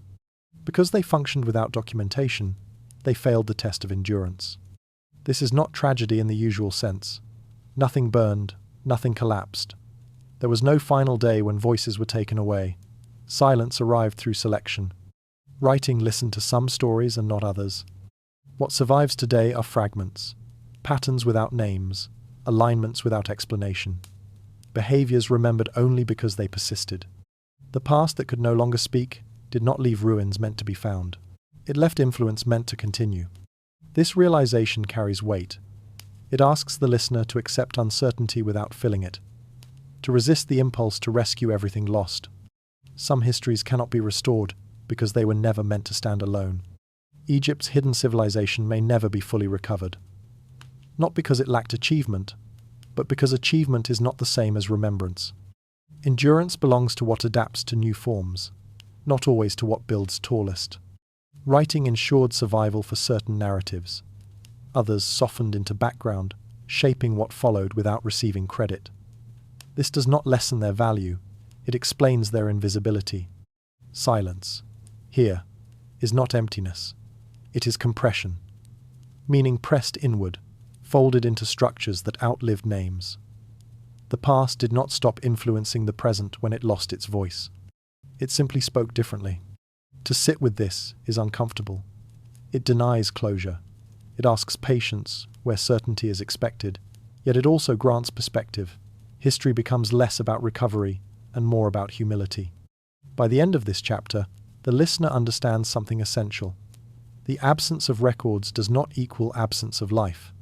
Some worlds end not in fire, but in silence, carried forward invisibly through what comes next. This silence would later be misread. Future generations would mistake quiet for emptiness, forgetting that what does not speak can still shape everything that follows. Seen from this distance, the past feels heavier than loss and lighter than certainty. It rests in gestures we repeat without knowing why, in orientations that feel correct without instruction, in rhythms that survive even when explanation dissolves. These are not accidents. They are residues of lives once fully present. When writing narrowed memory, it did not erase these residues. It displaced them, leaving them to travel unnoticed inside later forms. Dynasties rose carrying more history than they could name. Authority spoke confidently while standing on quiet accumulation beneath it. This is why beginnings feel convincing and incomplete at the same time. Something essential supports them from below, unseen yet active. To recognize this is not to solve the mystery, but to deepen it. The earliest Egypt no longer asks to be recovered. It asks to be acknowledged as influence, rather than object. And as this acknowledgement settles, the mind prepares for the next misunderstanding, the moment when later generations would confuse silence with absence, mistaking what could no longer speak for something that had never been there at all. That confusion will shape everything that follows, quietly guiding interpretation, teaching people to trust what stands visible, while overlooking what endures beneath continuity itself, across generations without ever announcing itself. When evidence grows thin, uncertainty should follow. Yet over time, uncertainty often hardens into something else. In the long study of Egypt, silence slowly transformed from an open question into a settled answer. What could not be found came to be treated as if it had never existed. This shift did not happen all at once. Early explorers and scholars encountered gaps and labeled them cautiously, but caution does not repeat well. Each retelling shortened hesitation until what was once described as unknown began to feel resolved. Absence stopped being a pause and started becoming a conclusion. Textbooks simplified timelines to teach clearly. Museums arranged displays around what could be shown. Popular stories favored coherence over ambiguity. With each repetition, the same structure returned. Egypt appeared fully formed at a familiar starting point. Everything before it grew quieter. Over generations, this silence acquired authority. The lack of evidence was no longer seen as a limit of access, preservation, or method. It was interpreted as confirmation. If something important had existed, surely it would have left something undeniable behind. The logic felt reasonable. It spread easily. Confidence grew not from discovery, but from repetition. The same outlines drawn again and again began to feel natural. Questioning them felt unnecessary. Eventually, it felt disruptive. This is how absence shapes belief, not through force, but through familiarity. When a story is told often enough, the mind stops listening for alternatives. What is missing fades from awareness altogether. No one needed to suppress earlier histories. Silence did the work on its own. What cannot be pointed to becomes harder to imagine. What cannot be imagined stops being asked about. The danger here is not error, but comfort. A stable narrative reassures. It offers clarity. It makes the past feel manageable. Complexity unsettles. Gaps invite effort. Silence asks patience. Over time, certainty becomes preferable. Yet certainty often grows fastest where evidence is thinnest. When proof is scarce, stories rely more heavily on structure than substance. Once that structure holds, it resists change. This does not imply dishonesty or intention. It reflects how understanding organizes itself. Human attention gravitates toward what is visible and repeatable. What lies beyond reach quietly falls away. By the time later generations inherited Egypt's story, the absence had been reclassified. It was no longer a question mark, it was a period. The past before the dynasties felt resolved, even if little had been learnt about it. Silence began to act. It shaped expectation, framed curiosity, and directed research away from what felt settled. Scholars asked new questions inside an old boundary, rarely questioning the boundary itself. This is how interpretation becomes rigid. Once silence is mistaken for emptiness, imagination loses space. Inquiry narrows. What once felt open closes gently, without announcement. Recognizing this does not undo centuries of study. It softens their edges. It restores uncertainty, where certainty arrived too easily. When nothing answers back, it is tempting to stop asking. But silence is not neutral. It participates. It guides belief by what it omits. By the end of this realization, the listener senses a shift. Absence no longer feels passive, it feels influential. The lack of voice from Egypt's deepest past did not merely leave a gap. It shaped how everything that followed was understood. Once that understanding settles, another consequence becomes visible. If silence was mistaken for emptiness, then later generations did not just overlook earlier cultures. They misunderstood what they inherited from them. The next layer of the story waits there, in that misunderstanding, where rigid interpretation replaced curiosity and shaped the limits of what history believed it already knew. The past does not arrive untouched. It passes through eyes trained by other worlds. When later generations looked backward at Egypt's deep antiquity, they did not do so empty-handed. They carried expectations shaped by kingship, hierarchy, and written order. Those expectations became lenses, quietly filtering what could be recognized. Objects from early Egypt were often judged by what they lacked rather than what they expressed. Tools without decoration seemed simple. Structures without inscriptions felt incomplete. Symbols without names appeared unfinished. Measured against dynastic standards, earlier forms looked preliminary, as if waiting for refinement that had not yet arrived. This habit of comparison flattened complexity. When historians expected monuments, they noticed monuments. When they expected rulers, they searched for thrones. Communities organized around cooperation left fewer obvious signals. Their intelligence expressed itself through balance rather than display, through adaptation rather than proclamation. Expectation guides attention. If primitiveness is assumed, evidence is read downward. If power is assumed, leadership is searched for even where none existed. The mind fills gaps using familiar shapes. What does not resemble later forms is treated as absence rather than difference. Over time, this interpretive habit became invisible. It felt natural to classify the past according to known categories. Agriculture meant settlement. Settlement meant hierarchy. Hierarchy meant rule. Anything outside that sequence appeared transitional or incomplete. Yet what if earlier societies did not aim toward kingship at all? What if they optimized for resilience, flexibility, and continuity instead of command? Such structures would not announce themselves in stone. They would leave patterns of movement, exchange, and shared meaning that resist simple labeling. Misunderstanding does not require intent. It grows from familiarity. When present values shape interpretation, difference becomes distortion. The past is translated into modern language, losing nuance along the way. This is why some civilizations remain hard to see. They do not match expectations. Their achievements live in systems rather than symbols. Their order is horizontal rather than vertical. As these lenses persisted, Egypt's earliest layers receded further from view. Not because evidence was missing, but because recognition required a different way of seeing. The familiar eye looked past the unfamiliar ground. By sensing this limitation, the listener begins to feel the boundaries of interpretation soften. The story pauses, not to accuse earlier scholars, but to acknowledge constraint. Seeing differently requires unlearning, patience, and humility. If the lens is flawed, then excavation alone will not reveal what was missed. rediscovery requires adjusting perception. It asks us to look for coherence without crowns, meaning without text, and sophistication without spectacle. Only then does the possibility emerge that Egypt's hidden civilization was never invisible.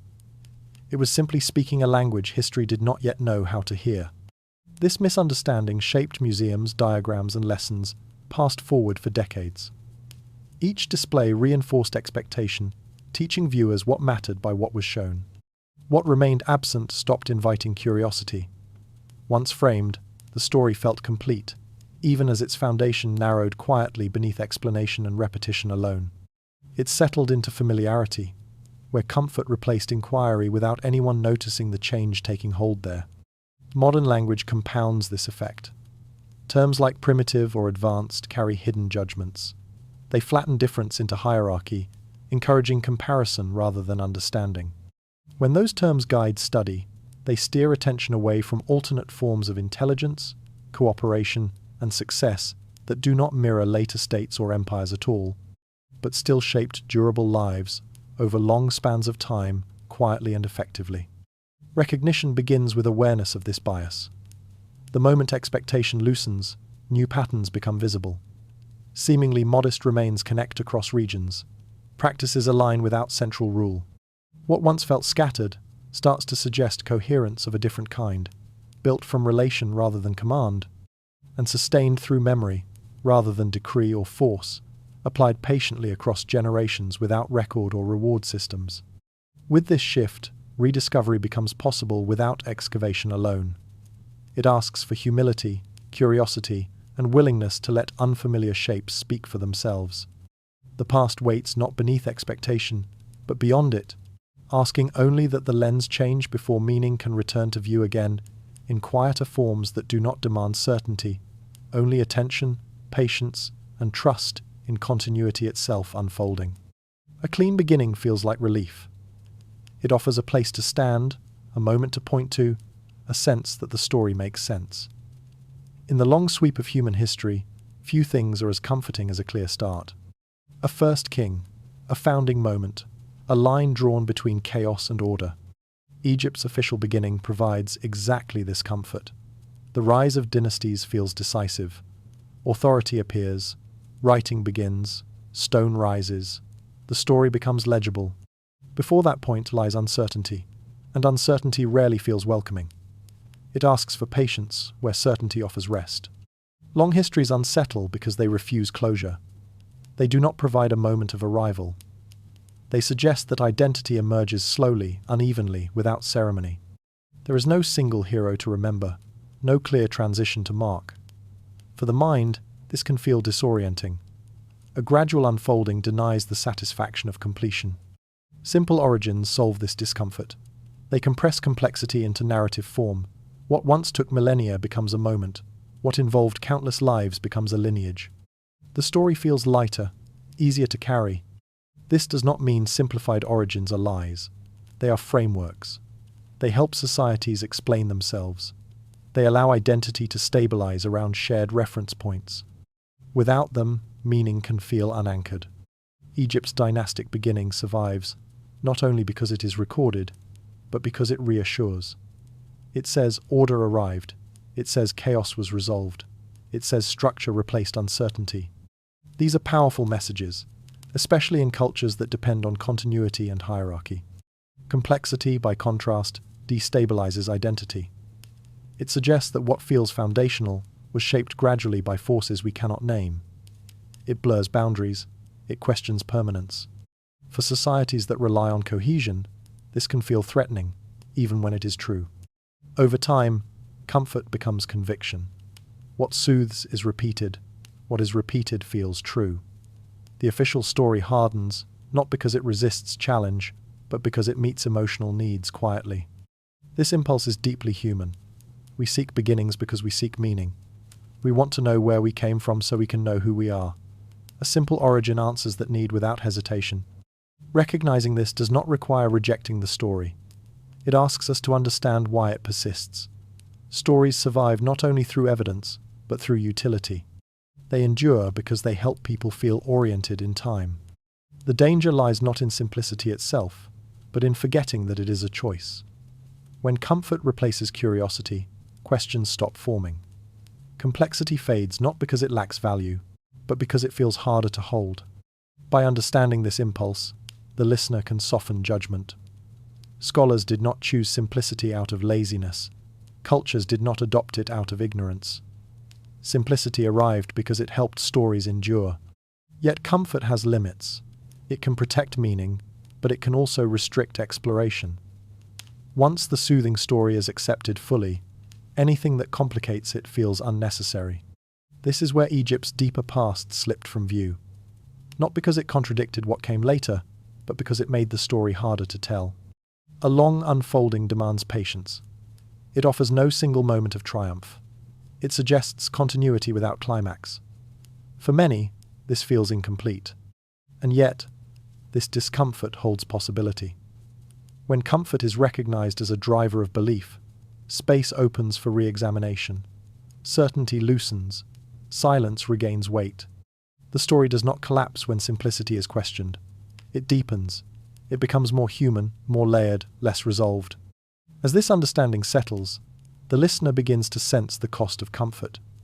What happens when reassuring narratives are challenged? What rises in the space left behind? The next chapter moves into that space. It explores what occurs when stability is disturbed, when silence is no longer accepted as emptiness, and when the familiar story begins to feel insufficient. Comfort has guided belief for centuries.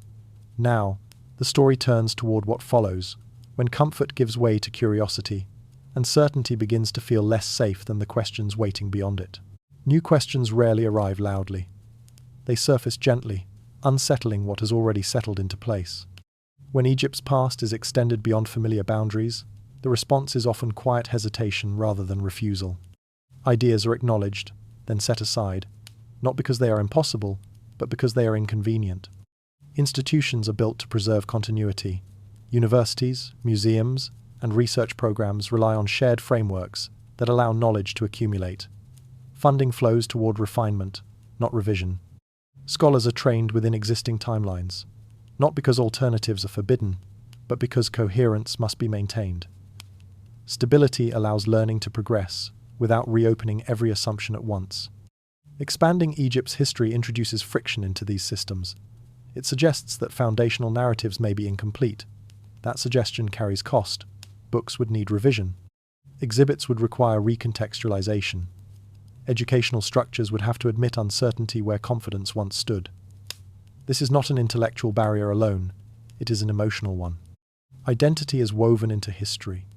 Nations, disciplines, and individuals anchor themselves to stories that feel settled. When those stories shift, the ground beneath them feels less firm. Resistance emerges not as denial, but as caution. Change threatens coherence long before it threatens truth. This hesitation does not imply bad faith. It reflects responsibility. Large bodies of knowledge cannot pivot quickly without destabilizing those who depend on them. Scholars often wait for overwhelming evidence before challenging established frameworks, not because questions lack merit, but because revision demands consensus. Cultural pride adds another layer. Egypt's story is not only academic, it is symbolic. It represents achievement, endurance, and continuity. Deepening the past does not diminish this legacy, but it can feel that way. Altering origins risks unsettling the meaning carried by monuments and memory alike. As a result, new questions often arrive too softly to overcome inertia. They are noted, discussed, then absorbed without consequence. The system adjusts minimally, preserving structure while accommodating doubt at the margins. This process protects stability, but it also slows transformation. Radical revisions are emotionally expensive. They reopen uncertainty that institutions were designed to reduce. Comfort resists complexity quietly. Understanding this invites empathy rather than suspicion. Resistance is not always built to conceal. Often it exists to hold things together. Progress in such environments rarely arrives as revolution. It emerges incrementally, through small findings that accumulate until revision becomes unavoidable. Seen this way, silence gains context. The absence of dramatic change reflects caution, not suppression. Questions linger because answers require more than discovery. They require readiness. By recognizing the human cost of revision, the listener begins to see resistance differently. It feels less like obstruction and more like preservation stretched thin. The story does not stall here. It waits. When systems hesitate, truth does not vanish. It moves outward into edges and footnotes. It waits in marginal discoveries, in overlooked anomalies that do not yet demand attention. The next shift in understanding will not come from confrontation. It will come from quiet accumulation, when enough small disturbances align to make revision feel less threatening than remaining unchanged. This space between question and acceptance can last decades. During that time, ideas circulate without consequence, waiting for the moment when context changes. Sometimes technology improves. Sometimes a new generation enters with fewer attachments to inherited certainty. More often, change happens because the weight of small inconsistencies grows impossible to ignore. What was once peripheral moves inward. What was once optional becomes necessary. Only then does revision feel responsible rather than reckless, and the story reshapes itself without conflict, appearing gradual in hindsight, even when the shift beneath it was profound. This pattern explains why the deepest past remains unresolved. It is not blocked, hidden, or denied. It is simply waiting for a moment when listening costs less than changing, and curiosity finally outweighs the comfort of leaving foundations untouched. That moment has always arrived slowly, not announced by force, but invited by quiet accumulation over time. History rarely changes in sudden dramatic moments. It shifts the way stone wears down under steady water, almost imperceptibly at first. In Egypt, this erosion takes the form of small discoveries that never quite fit. Details that sit just outside accepted timelines without demanding immediate revision. Each one is manageable on its own. Together, they create pressure. These findings do not announce themselves as revolutions. They appear as inconsistencies in layers, unexpected dates, tools that feel too refined for where they are placed, or patterns that seem older than the stories used to explain them. None of these discoveries insist on new conclusions. They simply refuse to disappear. Scholars acknowledge them cautiously. They are noted, contextualized, explained as exceptions. An anomaly becomes an outlier. A question becomes a footnote. The framework holds, because frameworks are designed to absorb strain. What matters is not any single finding, but accumulation. When small irregularities continue to surface across sites, regions, and disciplines, they begin to align in quiet ways. Patterns form in the margins rather than the center. History starts to feel less solid, not because it breaks, but because it bends. This bending creates tension. Not excitement, not revelation, but a subtle sense of anticipation. Something feels unfinished. The story still works, but it no longer rests easily. Each new detail asks the same question without demanding an answer.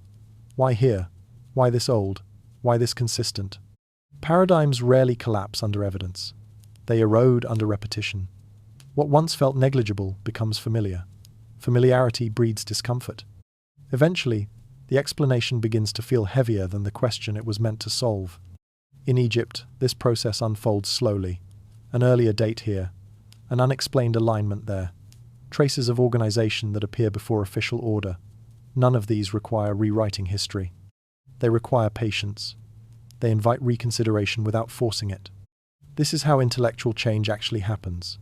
Not through dramatic confrontation, but through endurance. Questions linger because they cannot be dismissed, yet they do not demand urgency. They wait. For viewers drawn to unresolved mystery, this space is compelling. It offers expectation without spectacle, the sense that something larger is forming, not through shock, but through quiet insistence. History, seen this way, becomes less like a fixed structure and more like a shoreline. It shifts as understanding rises and recedes. The past remains recognizable, but its edges move. Each anomaly adds weight. Each unanswered finding narrows the comfort zone of certainty. Slowly, resistance gives way to curiosity. The margins grow louder. Eventually, a moment arrives when explanation must change, not because it failed, but because it no longer feels sufficient. That moment is rarely announced. It is recognized in hindsight. By the end of this section, the listener does not feel convinced. They feel alert, aware that the ground is no longer perfectly level, that the accepted story still stands, but something beneath it is adjusting. This quiet tension prepares the mind for imagination. If history can bend, then reimagining the past becomes possible without breaking it. The next step is not to argue what Egypt was, but to ask what it might have been before names, titles, and borders fixed its identity. As anomalies accumulate, resistance softens. The story begins to loosen at its edges. What once felt closed starts to feel provisional. And in that space of uncertainty, a deeper past waits, not demanding recognition, only offering itself as a possibility that has been slowly, patiently approaching all along. Civilization is often defined by what lasts, by marks that resist weather and time. Yet this definition says more about later observers than early societies, because permanence is a preference learned from states that valued control, continuity, and visibility above all other measures of collective success across history broadly considered. Writing, kingship, and monuments became benchmarks not because they were inevitable outcomes of complexity, but because they were easiest to preserve, measure, and compare, allowing later generations to equate visibility with advancement, while overlooking forms of order that left fewer durable traces in human history, altogether silently enduring, uncounted elsewhere. When these benchmarks are applied backward, societies organized around memory, ritual, and adaptation appear incomplete, not because they lacked intelligence or structure, but because their achievements moved through relationships, seasons, and shared practice rather than centralized authority embedded within daily life across generations, quietly shaping continuity without spectacle or record. Civilization, viewed this way, becomes less a finished object and more a process, one capable of sustaining cooperation, meaning, and resilience without announcing itself through monuments, proclamations, or names designed to survive beyond immediate use within complex landscapes, shifting climates, and long human memory systems functioning patiently together over time. If Egypt's earliest civilization is judged by later standards, it will always seem partial. Yet if judged by its own priorities, it may reveal sophistication rooted in balance, mobility, and cultural memory refined through long familiarity with change rather than permanence, domination, or monumental display alone, quietly, effectively, resiliently, sustained. This possibility asks the listener to release expectations shaped by empires and consider that complexity can exist without leaving scars, that knowledge can circulate without inscription, and that coordination can endure without centralized command across centuries, adapting continuously, responding intelligently to environment, memory, and shared responsibility structures patiently maintained together. Such civilizations may leave fewer physical remains, precisely because their success depended on harmony with land and rhythm, reducing the need for permanent alteration, excess construction, or declarations meant to outlive their usefulness within local contexts, sustained by repetition, trust, and adaptable tradition rather than dominance, spectacle, or control systems. When later cultures searched for greatness in stone, they missed achievements that lived in behavior, storytelling, and spatial understanding, achievements that shaped identity deeply, while leaving the landscape comparatively gentle and intact over centuries, influencing ritual, orientation, and social continuity, without seeking recognition, permanence, or acclaim, authority, or fame, ever. This reframing does not lower the bar for civilization. It widens it, allowing multiple expressions of order to coexist, some loud and enduring, others quiet and fluid, yet no less intentional or profound within shared human capacity, shaped by context, necessity, and imagination operating differently across environments, histories, and needs. Seen through this wider lens, Egypt's hidden civilization no longer appears primitive or incomplete, but distinct, shaped by priorities that valued continuity over display and cultural depth over permanent domination, within dynamic ecological pressures, long-term adaptation, and shared memory networks quietly transmitted across generations, supporting resilience, meaning, and belonging together. Accepting this idea requires imagination more than evidence, a willingness to feel coherence without proof, and to trust patterns that align gently rather than insist loudly upon recognition across time, culture, and practice, revealing intelligence, intention, and design expressed through use, balance, and survival strategies, refined patiently together over ages. By understanding civilization as process rather than monument, the earliest Egypt becomes imaginable not as a missing chapter, but as a living foundation whose influence remains present even when its form dissolved into later structures, beliefs, and rhythms, shaping coherence silently, persistently, and without credit, record, or acknowledgement from history. With this understanding, the story can finally slow, releasing the demand for recovery and allowing mystery to remain intact, preparing the listener to enter the final phase, where not knowing becomes part of the meaning rather than an obstacle, guiding reflection, humility, and patience as the journey continues quietly onward. Modern history often assumes that civilizations measure success by how loudly they echo through time. Monuments rise, names endure, and written records promise a kind of permanence that feels like victory over forgetting. Yet this expectation is itself a cultural inheritance, not a universal truth. It reflects the priorities of states more than the rhythms of communities. For Egypt's hidden predecessors, permanence may not have mattered at all. Survival did. Adaptation did. The ability to live through shifting climates, narrowing resources, and changing landscapes required flexibility rather than fixation. A structure meant to last forever is less useful than a practice that can change when conditions demand it. These societies likely understood impermanence not as failure, but as rhythm. Camps moved, settlements expanded and contracted, tools were repaired, reused, and abandoned without ceremony. Meaning lived in repetition, not display. Knowledge passed through habit, not inscription. What mattered was carried forward through use, not preserved for observation. In such a world, leaving proof would have felt unnecessary. Memory existed where it was needed, inside daily life.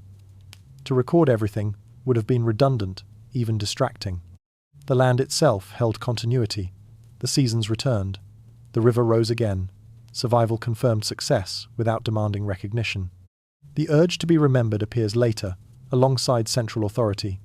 States require memory to justify rule, to link past to present, to stabilize identity across generations.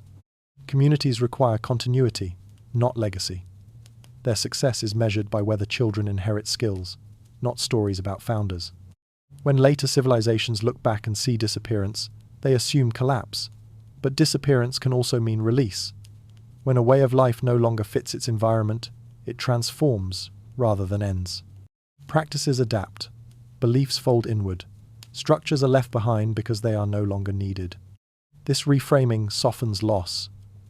What seems like vanishing may have been intentional shedding, a refusal to bind identity to objects that could not move with changing conditions, a willingness to let forms dissolve while meaning continued elsewhere. Egypt's earlier societies may have flowed into what followed rather than standing apart from it. Their influence would not announce itself with names or dates.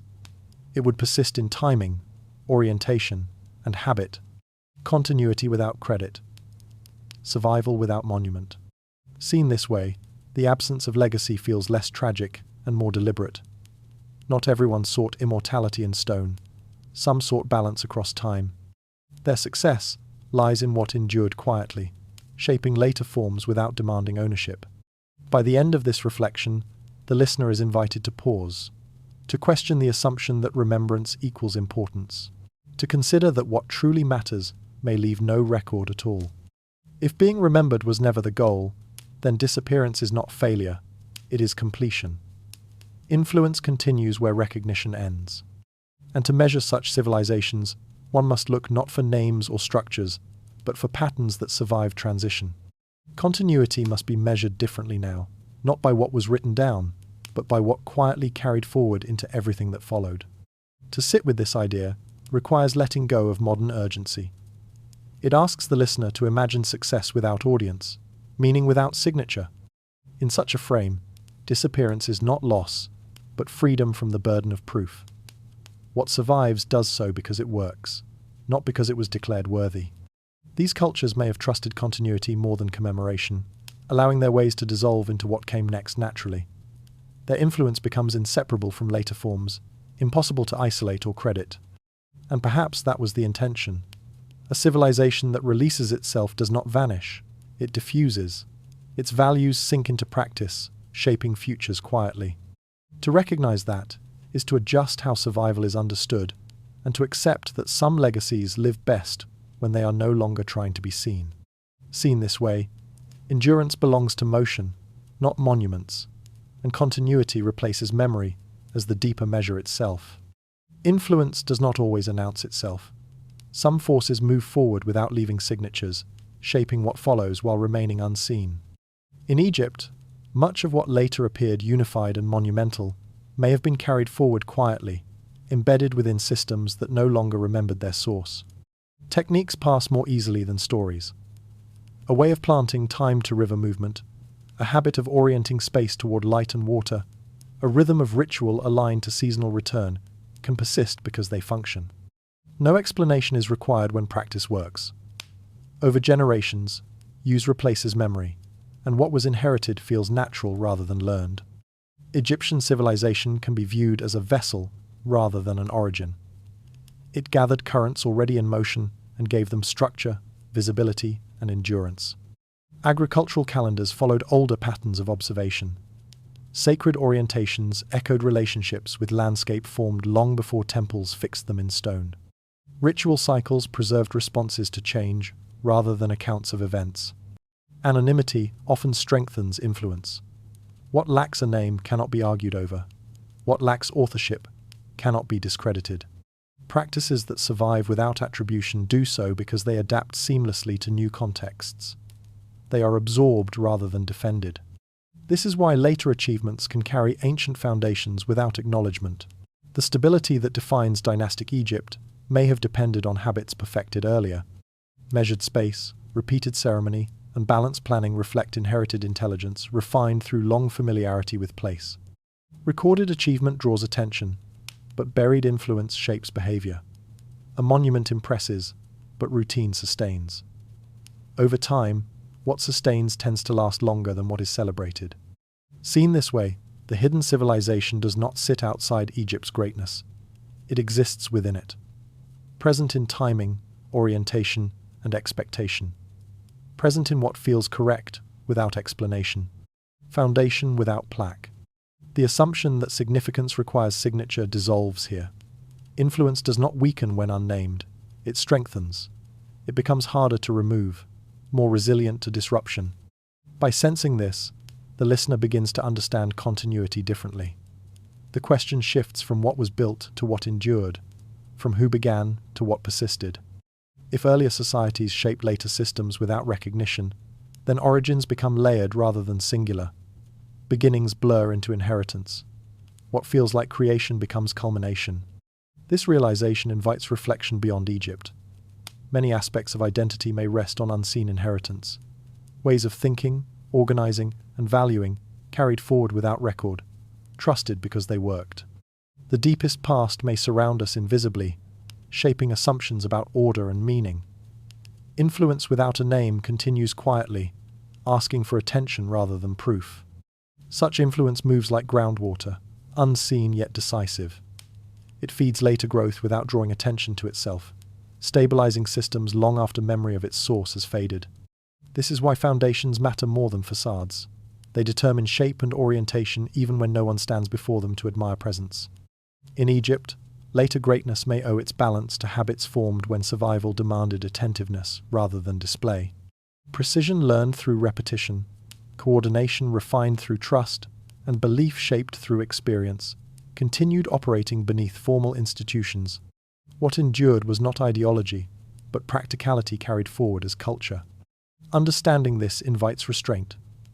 There is no need to assign names or heroes to every influence. Some currents resist capture. They persist because they remain flexible and free from authorship. When later systems absorb them, they gain depth without inheriting burden. This perspective does not erase history. It deepens it. It suggests greatness is rarely singular. It accumulates quietly, guided by choices that favored continuity over recognition. Egypt's visible achievements rest upon invisible preparation that cannot be isolated without losing its nature. As the listener approaches the end of this journey, the story narrows toward introspection. If influence can survive without record, then certainty must remain provisional. Beginnings become less fixed. Endings soften. It invites humility, patience, and awareness that unseen foundations often guide meaning longer than monuments ever could, across time and generations quietly. The past is often treated as something finished, sealed behind us, yet it rarely stays where we place it. In Egypt, what appears ancient and distant continues to shape how meaning feels in the present. Buried histories do not rest quietly. They move forward, reshaped into expectation, habit, and assumption. Long before dynasties named themselves beginnings, ways of seeing the world were already in motion. Orientation toward light, rhythm tied to water, reverence shaped by survival, all persisted because they worked. When later structures absorbed them, they did not vanish. They blended. Over time, the source dissolved, while the effect remained. This is how inheritance hides. It does not announce itself as old. It feels natural. Practices no longer require explanation when they fit seamlessly into daily life. What began as adaptation becomes tradition. What was once necessity becomes belief. Many things accepted as origins are, in truth, arrivals. They are moments when something finally became visible enough to be recorded.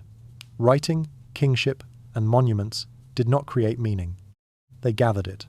They shaped what already existed into forms that could be named, counted, and remembered. The hidden civilization, seen from this angle, was never erased.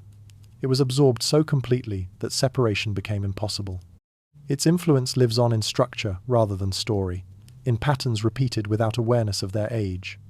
It survives not as memory, but as reflex. This realization softens the need to recover what is lost. If the past still shapes the present, then disappearance is not absence. It is integration. The boundary between then and now becomes less defined. Continuity replaces conclusion. For the listener, this creates a quiet shift. Egypt's past no longer feels distant or unreachable. It feels familiar, not because it is known, but because it is still active. The oldest layers continue to guide behavior, belief, and orientation, even when their names have faded. This is why certainty becomes less important than attention. Origins matter less than patterns. What endures reveals more than what is recorded. The past lives not behind us, but within the structures we inherit and repeat. As this perspective settles, the urgency to solve the mystery fades. Resolution begins to feel unnecessary. What matters is recognition. Acknowledging that much of what shapes the present arrived quietly from places we no longer label. Egypt's hidden civilization did not end. It continued as influence, diffused through time, inseparable from what followed. Its presence is not something to uncover, but something to notice.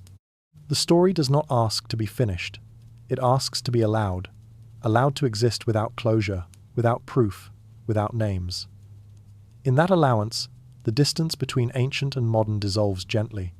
This prepares the mind for rest, not because answers have been found, but because the need for them loosens. The past becomes companion rather than puzzle. What once felt missing now feels present, moving softly through continuity rather than standing apart from it. With this understanding, the journey slows. The question no longer demands pursuit. It settles into awareness, where the past lives inside the present, shaping it without drawing attention, patient, continuous, and finally, at ease. This perspective invites a gentler ending to inquiry itself, where curiosity remains awake but no longer restless.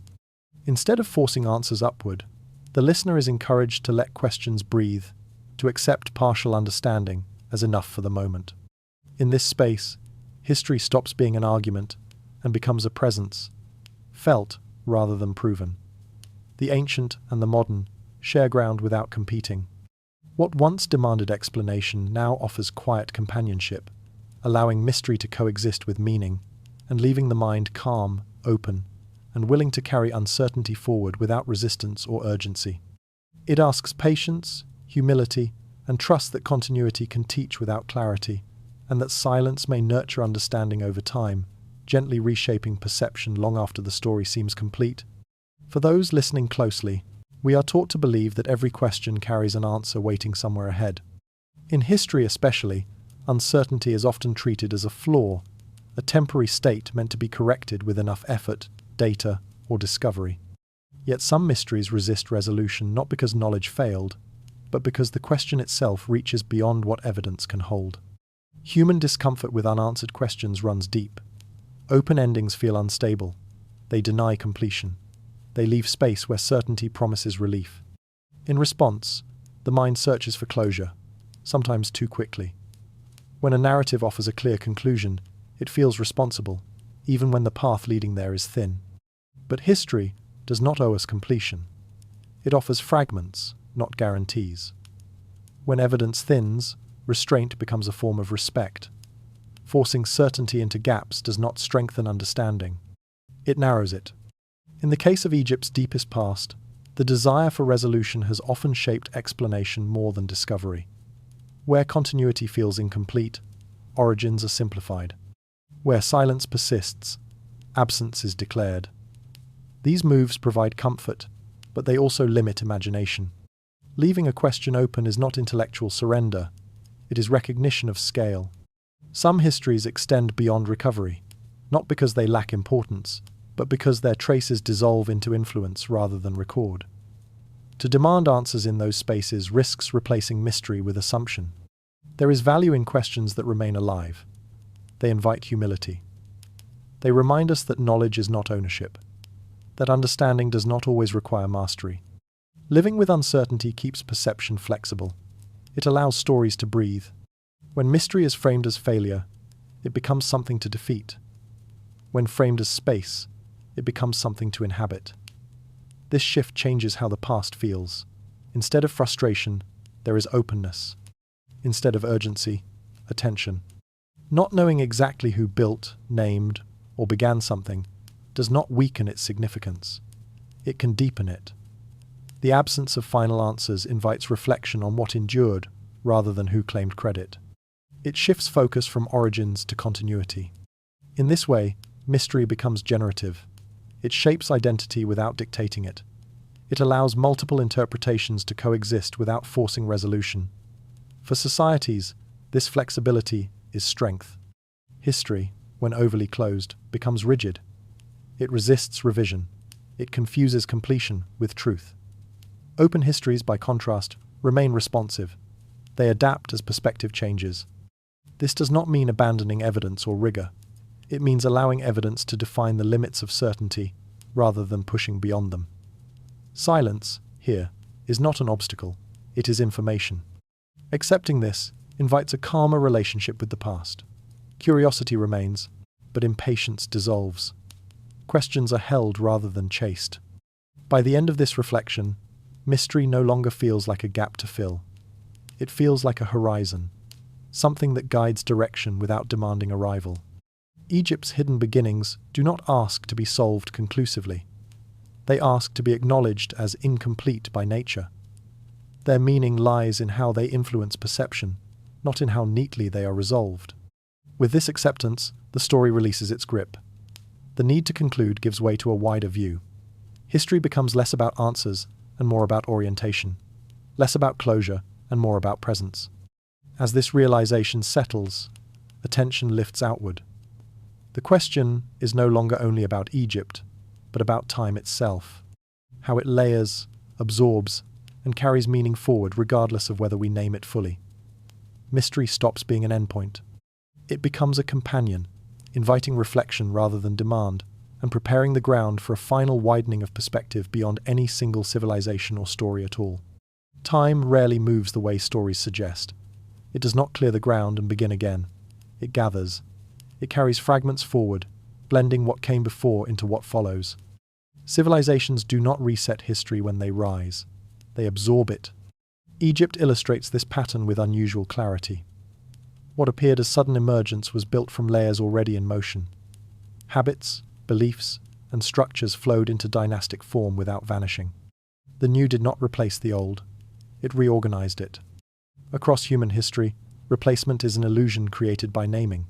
New eras receive titles, old ones are bracketed. Yet beneath those labels, continuity persists. Techniques survive inside technologies. Beliefs migrate into new symbols. Social patterns adjust rather than disappear.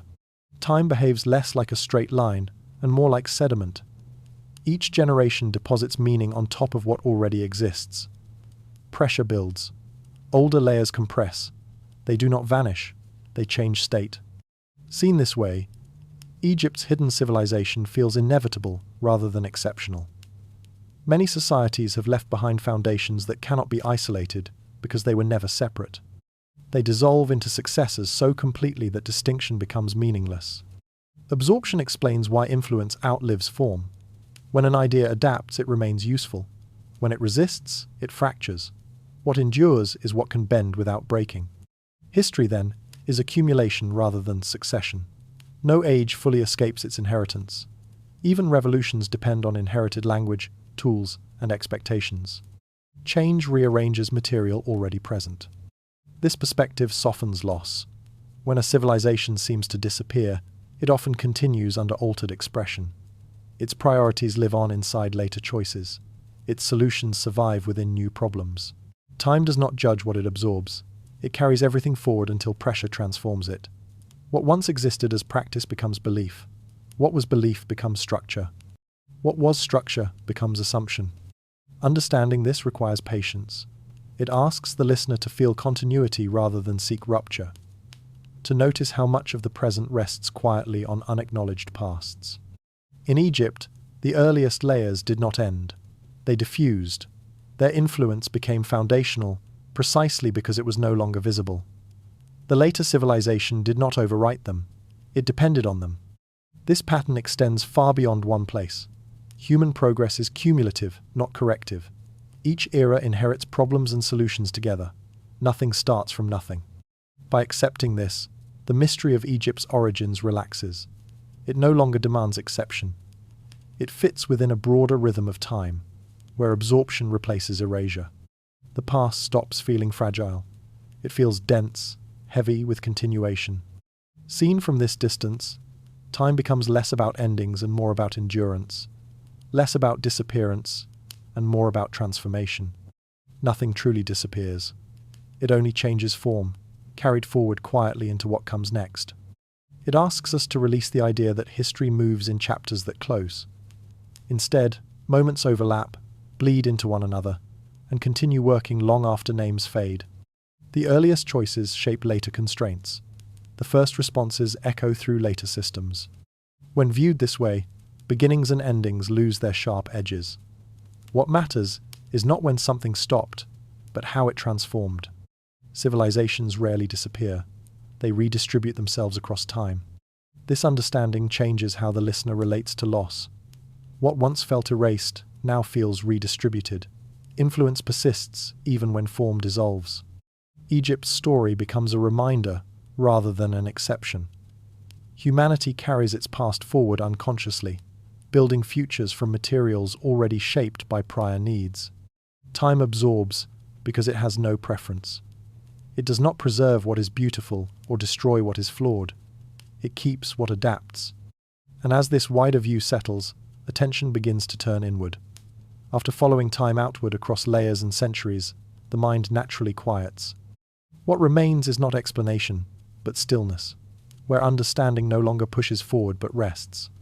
In that quiet, certainty loosens its hold. The need to resolve gives way to acceptance. Time continues without asking permission, carrying meaning forward regardless of recognition. The story prepares to fall silent, not because it ends, but because movement itself becomes enough. It invites the listener to breathe, allowing the question of origins to rest gently, without demand, pressure, or resolution, for a moment longer in silence. The story slows here, not because there is nothing left to say, but because saying less allows more to be felt. Explanations loosen their grip. Questions stop pressing forward. What remains is movement without commentary, continuity without demand. Civilization no longer stands in the foreground. It drifts back into landscape, into river and wind, into patterns that never needed witnesses to persist. The Nile continues its course, indifferent to timelines. It rises, retreats, and rises again, carrying memory without recording it. Silt settles, sand shifts. What once supported villages supports fields, then cities, then something else entirely. The land does not remember names. It remembers rhythm. Across centuries, generations pass quietly. Lives unfold without awareness of how they will be interpreted. Most people never imagine themselves as part of history. They live within time, not above it. Their choices ripple forward without intention, shaping conditions they will never see. The hidden civilization dissolves here, not into darkness, but into continuity. It does not vanish because it fails. It fades because it succeeds at adapting. What works persists by changing form. What persists becomes invisible. Stone erodes, stories thin, habits remain, orientation toward water, attention to season, trust in repetition. These things survive because they are useful, not because they are remembered. Influence flows forward quietly, embedded within later lives. From this distance, beginnings lose importance. Endings soften. The story no longer needs resolution. It does not ask to be solved. It asks to be allowed. History does not require an audience. Time moves whether it is noticed or not. Civilizations rise within this movement and dissolve back into it, leaving traces that shift rather than disappear. Nothing pauses to mark the transition.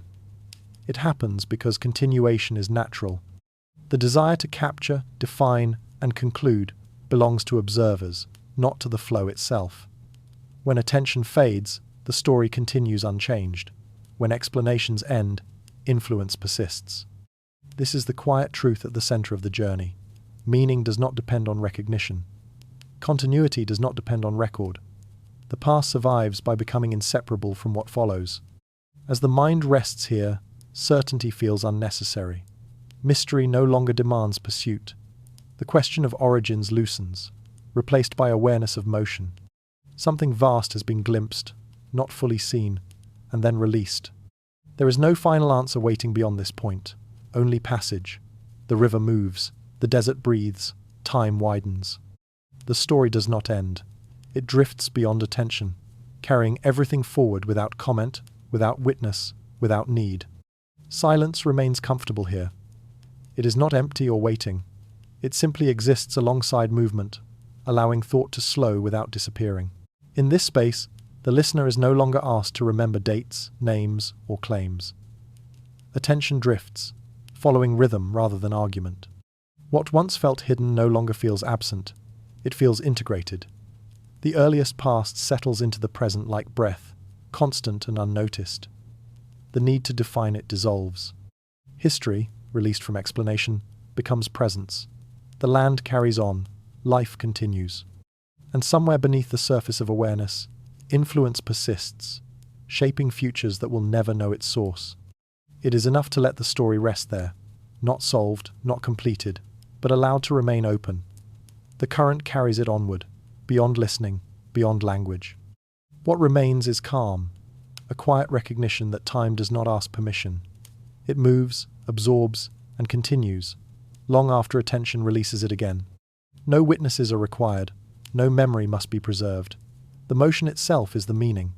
In that understanding, the story fades gently, leaving the listener where it began, inside time, moving with it, no longer trying to hold what was never meant to stop.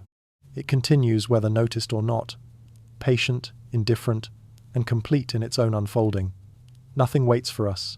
Everything moves, silently, steadily, without pause. Time continues beyond endings, beginnings, and certainty. Alone, unobserved, unending, forever onward.